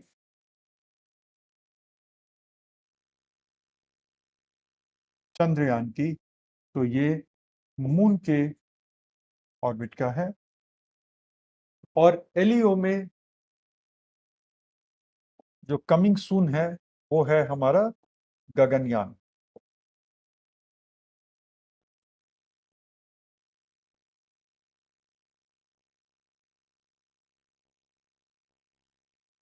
इंडिया का फर्स्ट मैन्ड स्पेस मिशन है। इंडिया पहली बार अपने किसी मिशन में अंतरिक्ष यात्रियों को स्पेस में भेज रही है। इसके पहले इंडिया के अंतरिक्ष यात्री गए हैं स्पेस में, लेकिन वो इंटरनेशनल स्पेस स्टेशन गए थे, जिस प्रोजेक्ट में इंडिया की भागीदारी नहीं है। वहां पे रशियन कोलैबोरेशन से वो इंटरनेशनल स्पेस स्टेशन जैसे दूसरे देशों के अंतरिक्ष यात्री जाते हैं, तो ऐसे ही वो रशियन कोलैबोरेशन से इंडिया के राकेश शर्मा गए थे इंटरनेशनल स्पेस स्टेशन। कई स्टूडेंट कंफ्यूज रहते हैं कि राकेश शर्मा ने क्या मून लैंडिंग की थी। जी नहीं, मून लैंडिंग नील आर्मस्ट्रांग ने की थी।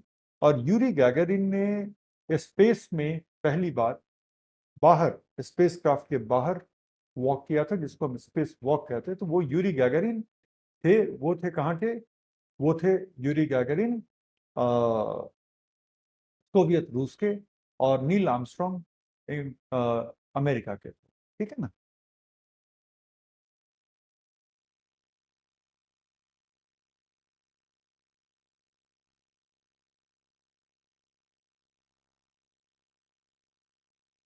एक ने पूछा कि गुरुजी एलियन सच में है क्या? कौन पूछ रहे हैं? प्रतिमा।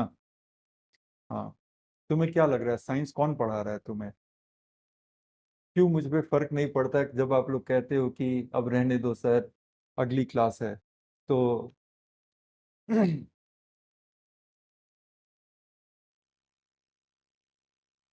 चलो लिख लिया या अभी नहीं लिखा है?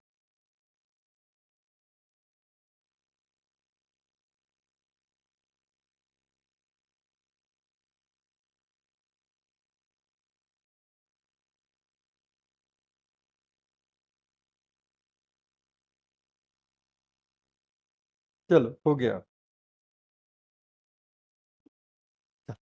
डन। अब हम लोग आ जाते हैं दो तीन चीजों पे। जो सबसे पहले अब हम लोग बात कर लेते हैं हमारे सैटेलाइट लॉन्च व्हीकल्स की, और सैटेलाइट लॉन्च व्हीकल के बेसिक जनरेशंस की। और जब सैटेलाइट लॉन्च व्हीकल के बेसिक जनरेशंस की बात करेंगे तो कल हम लोग काफी डिटेल में सैटेलाइट लॉन्च व्हीकल पे आ जाएंगे। और ये तीनों के तीनों सैटेलाइट अब मोटे तौर पर आपके लिए अब क्लियर होने चाहिए कि सबसे मेजर कैटेगरी आज की डेट में जो सैटेलाइट्स की है वो है कम्युनिकेशन सैटेलाइट की। कम्युनिकेशन सैटेलाइट बेसिकली क्या करते हैं कि अर्थ के किसी रिले स्टेशन से वो कम्युनिकेशन के सिग्नल्स को पहले लेते हैं, और फिर उस सिग्नल के फ्रीक्वेंसी को बदलते हैं, और फिर वो अर्थ के किसी रिसीविंग स्टेशन तक भेजते हैं। ये हमारे कम्युनिकेशन के सैटेलाइट करते हैं कि अर्थ से कम्युनिकेशन के सिग्नल पहले लिए जाते हैं, उन सिग्नल्स को फिर बूस्ट किया जाता है और उसकी फ्रीक्वेंसी बदली जाती है, और फिर अर्थ के किसी रिसीविंग स्टेशन तक उसको भेजा जाता है। कम्युनिकेशन सैटेलाइट इस तरह से करके टेलीविजन के ट्रांसमिशन को, लाइव ट्रांसमिशन को, टेलीमेडिसिन को, रिमोट एजुकेशन को, और इसके साथ साथ टेलीकॉम को, इन सब को बहुत सपोर्ट करते हैं। इसके बगैर टेलीकॉम रेवोल्यूशन नहीं हो सकती थी। इसके बगैर सैटेलाइट टेलीविजन जैसा कुछ नहीं हो सकता था। सैटेलाइट टेलीविजन का नाम ही सैटेलाइट टेलीविजन है, क्योंकि ये सैटेलाइट के थ्रू ही आप तक पहुंच पाता है। तो ये सारी चीजें कम्युनिकेशन सैटेलाइट से होती हैं। इनका मेन पर्पस सिर्फ और सिर्फ कम्युनिकेशन होता है। तो अगर आप कम्युनिकेशन सैटेलाइट को गौर से देखेंगे तो ये बस यही दो काम कर रहा होता है। तीन काम: सिग्नल को रिसीव करना, सिग्नल को बूस्ट करना, और सिग्नल को वापस अर्थ की तरफ भेजना। ठीक है, एक basic idea of communication satellite.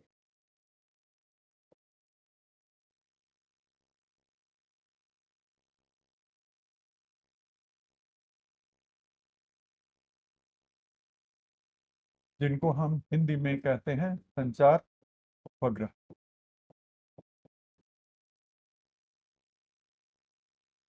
ये सैटेलाइट हमारा स्पेस में है।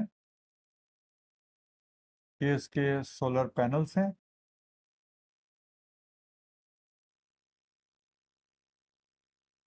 ये इसके अलग अलग रिसीवर्स हैं।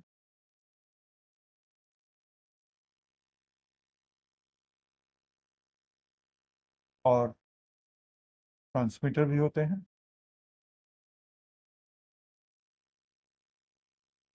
ठीक है, तो ये स्पेस में ये कहाँ पे होगा?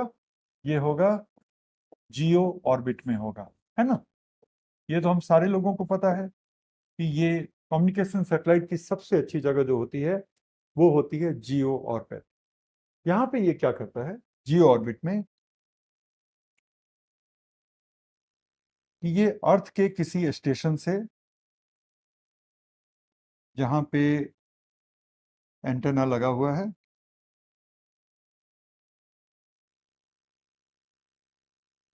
ये वहां से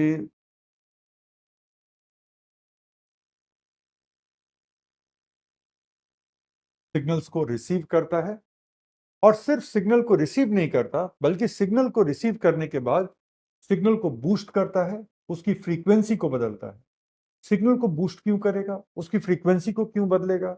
इसलिए कि अगर वो उसी फ्रीक्वेंसी में ट्रांसमिट कर देगा तो ये आने वाले सिग्नल के साथ ओवरलैप करने लगेगा, आने वाले सिग्नल को इंटरफेयर कर देगा।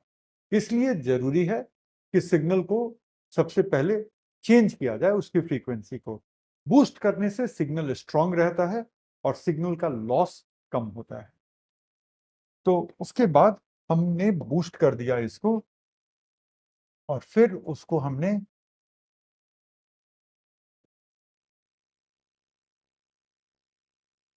भेज दिया किसी भी रिसीविंग स्टेशन पे।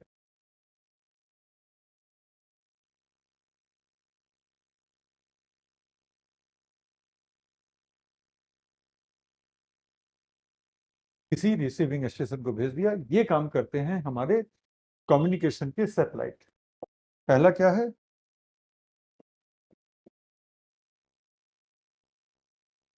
Receiving the signal.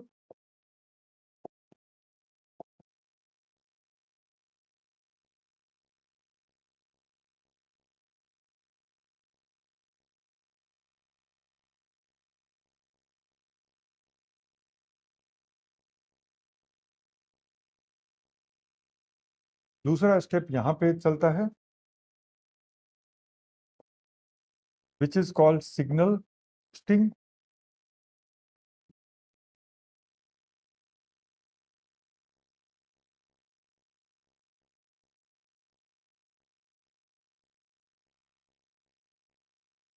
सिग्नल को बदल दिया जाता है और साथ ही साथ सिग्नल को और प्रबल कर दिया जाता है। और उसके बाद तीसरा क्या होता है? ट्रांसमिशन।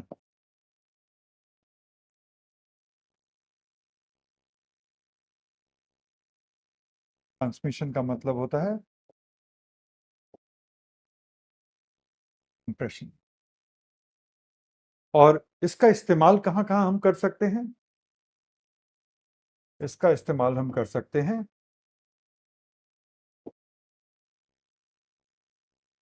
दूरसंचार में, मतलब टेलीकॉम। दूसरा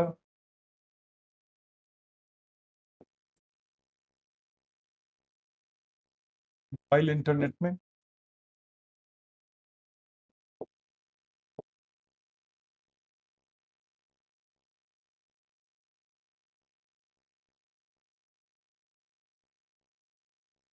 तीसरा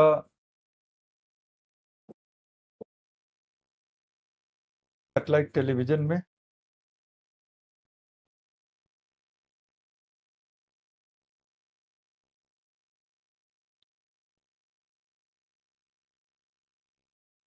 फोर्थ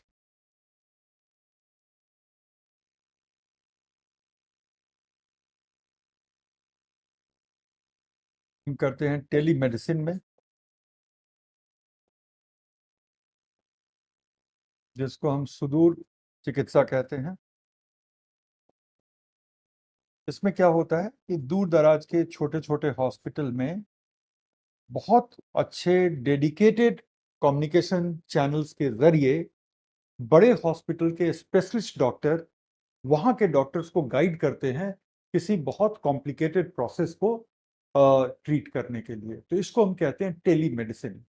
तो ये बड़े शहर के सुपर स्पेशलिटी हॉस्पिटल के डॉक्टर्स, खास तौर पे गवर्नमेंट सेक्टर में जो डॉक्टर्स काम कर रहे हैं, वो इस तरह के डेडिकेटेड सैटेलाइट कम्युनिकेशन के जरिए छोटे और रिमोट एरिया के डॉक्टर्स को गाइड करते हैं कॉम्प्लिकेटेड ट्रीटमेंट प्रोसीजर को लेकर के। दिस इज कॉल्ड हमारा सुदूर चिकित्सा। इसी तरह से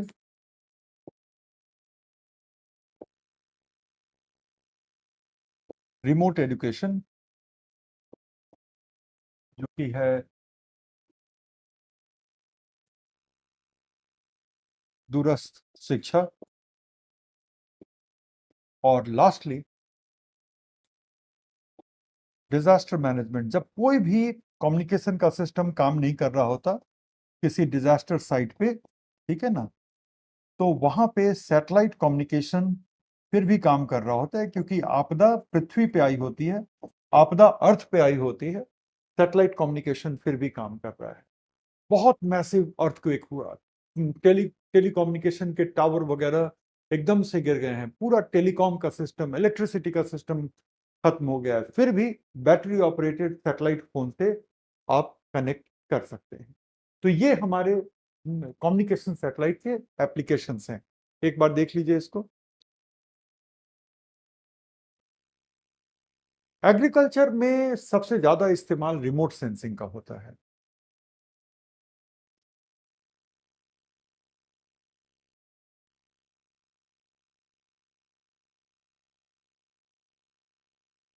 ये हो गया, इज इट डन? ब्रॉडकास्टिंग को मैंने मान लिया है सैटेलाइट टेलीविजन में, आप चाहें तो ब्रॉडकास्टिंग को आप अलग से भी कर सकते हैं। ठीक है, डन। दूसरा है भूप्रेक्षण। भूप्रेक्षण इज व्हाट? Earth observation.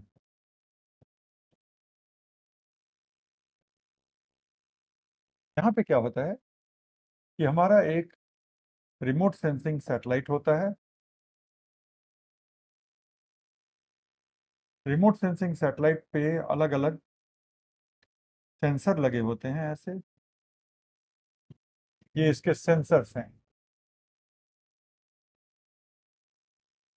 और साथ ही साथ रिमोट सेंसिंग सैटेलाइट के अपने ट्रांसमीटर्स भी होते हैं, ये छोटे छोटे ट्रांसमीटर्स हैं इसके।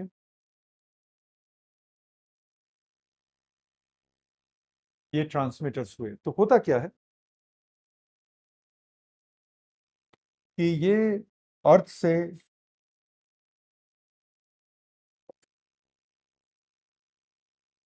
अलग अलग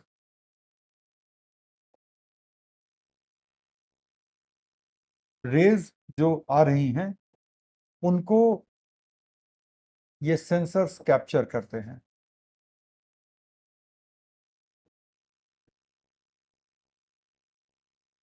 ये सेंसर्स जो हैं अलग अलग डायरेक्शन से आ रहे रेज को कैप्चर करते हैं।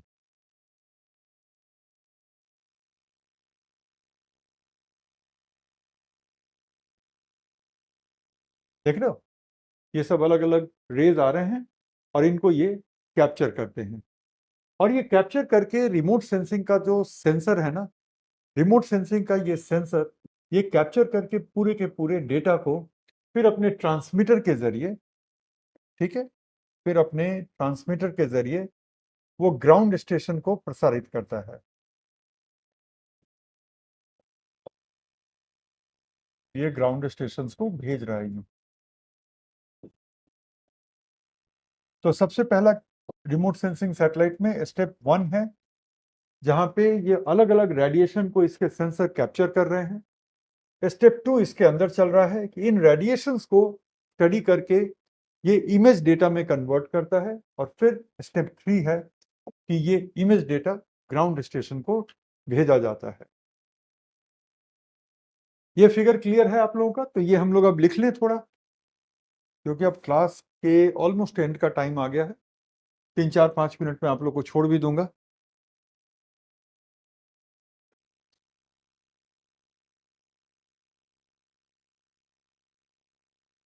ठीक है, तो स्टेप 1 क्या है यहाँ पे?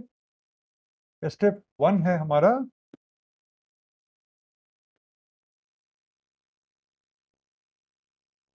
स्टेप 1 है सेंसर के द्वारा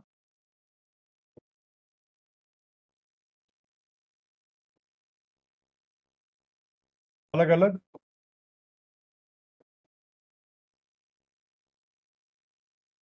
रेज को कैप्चर करना,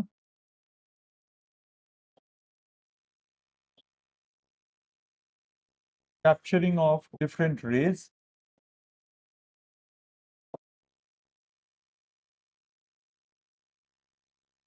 बाय द सेंसर्स। दूसरा है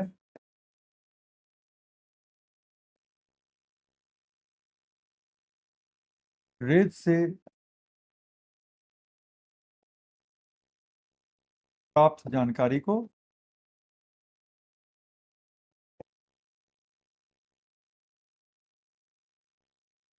इमेज में बदलना, right.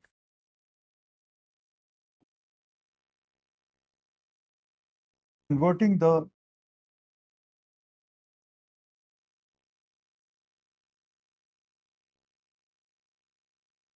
converting the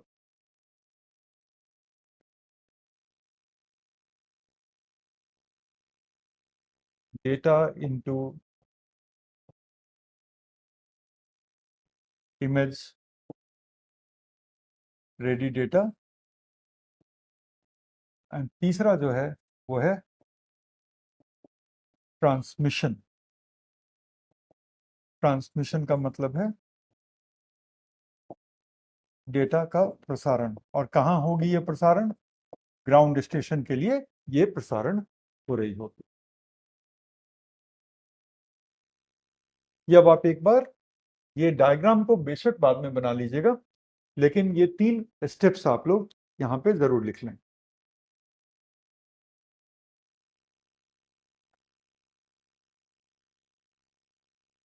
signal boosting क्या होता है वो बाद में करेंगे हम लोग। सिग्नल बूस्टिंग जब कम्युनिकेशन सैटेलाइट्स को हम लोग डिटेल में पढ़ेंगे। तो जो तीसरा होता है वो होता है नेविगेशन सैटेलाइट।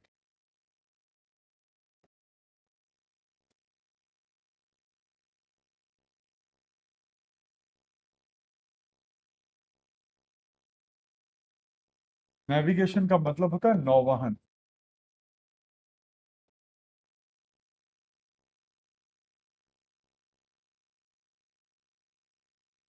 तो नेविगेशन सैटेलाइट को एट एनी टाइम 3 सैटेलाइट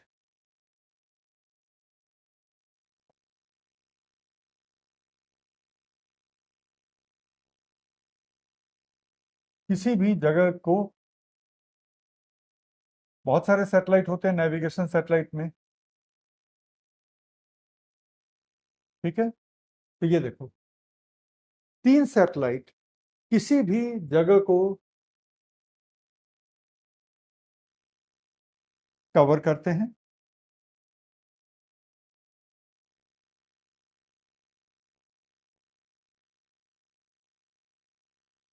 और उससे क्या होता है कि कितने डिस्टेंस से, ठीक है, कितने डिस्टेंस से कितनी देर में ये रे पहुंची, किस एंगल में ये रे पहुंची, फिर दूसरे सैटेलाइट से कितने टाइम में कितने एंगल पे, और और कैसे ये रे पहुंची, तीसरे से भी किस एंगल में कितने देर में ये रे पहुंची, तीन सैटेलाइट के डेटा को मिला करके और सिंपल ट्रिगोनोमेट्रिक जो त्रिकोणमिति होती है, तो ट्रिगोनोमेट्रिक इक्वेशंस को सॉल्व करके ये बताया जा सकता है तीन सैटेलाइट से, अगर किसी भी ऑब्जेक्ट को कैप्चर किया जाए, कि आपकी एग्जैक्ट लोकेशन अभी के वक्त कहाँ है।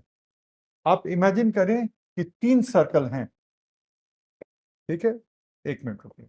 आप इमेजिन करिए कि तीन सर्कल्स हैं, एक सर्कल, दूसरा सर्कल और तीसरा सर्कल। तो एक सैटेलाइट से जो डेटा मिला उसको एक सर्कल, दूसरे सैटेलाइट से जो डेटा मिला उसको दूसरा सर्कल, और तीसरे सैटेलाइट से जो डेटा मिला उसको तीसरा सर्कल मानो। तीनों सर्कल को थोड़ा ओवरलैप करते हैं।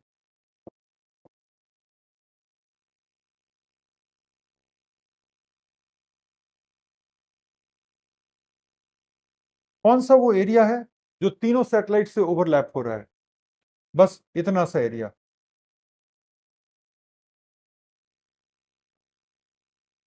ये वाला एरिया।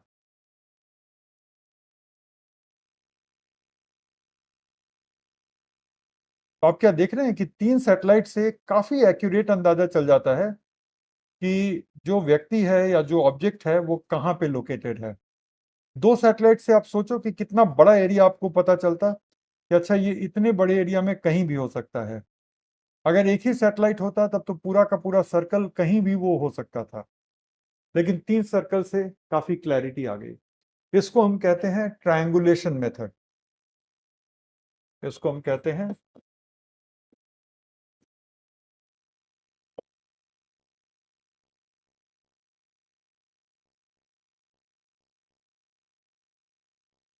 Triangulation method. तो जो हमारे नेविगेशन के सैटेलाइट होते हैं वो किसी भी ऑब्जेक्ट को तीन सैटेलाइट से ट्रैक करते हैं, और ट्रायंगुलेशन से ये पता चलता है कि उस ऑब्जेक्ट की मोस्ट लाइकली लोकेशन कहाँ पे है।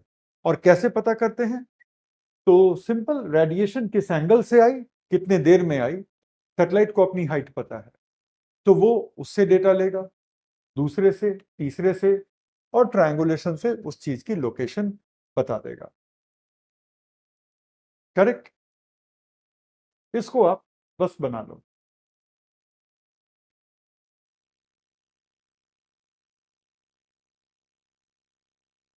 बस एक मिनट और उसके बाद क्लास छोड़ रहा हूं मैं, बस एग्जैक्टली एक मिनट।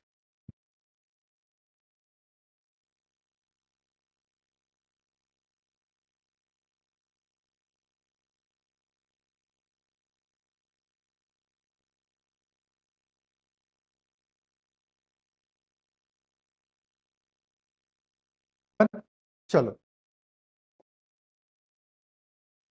हमारे नेविगेशन सैटेलाइट दो काम करते हैं।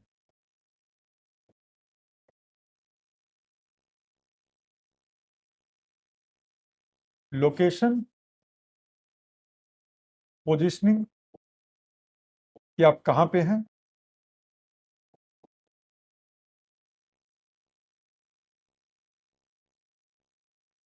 आपकी स्थिति बताना, और दूसरा,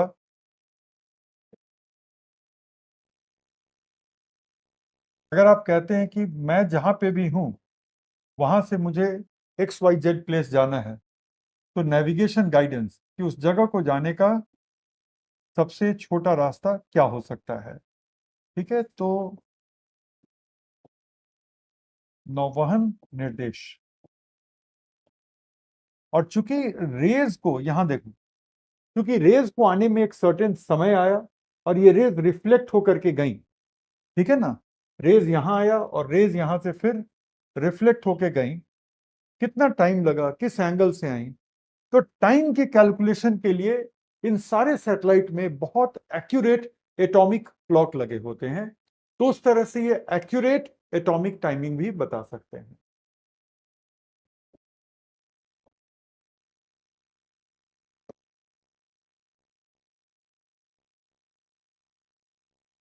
क्योंकि यहाँ पे एटॉमिक क्लॉक लगा होता है। ठीक है, तो बस आज के लिए इतना। ठीक है, 12:20 हो गया, 10 मिनट का ब्रेक ले लीजिए। 3-4 मिनट से लेट भी ज्वाइन करेंगे, सर आएंगे, वो भी थोड़ा सा क्लास में आप बच्चों को सेटल कराते हैं, तभी शुरू करेंगे। तो आपके पास इफेक्टिवली 15 मिनट का वक्त है। तो आज बस अब यहाँ पर हम लोग क्लास को क्लोज कर रहे हैं। कल हम लोग तीनों तरह के सैटेलाइट के डिटेल्स को देखेंगे। ठीक है, कल हम तीनों तरह के सैटेलाइट के डिटेल्स को देखेंगे। तो आज बस इतना ही। गुड बाय, अपना ध्यान रखिएगा और अगली क्लास में कल मिलते हैं। Good bye everyone.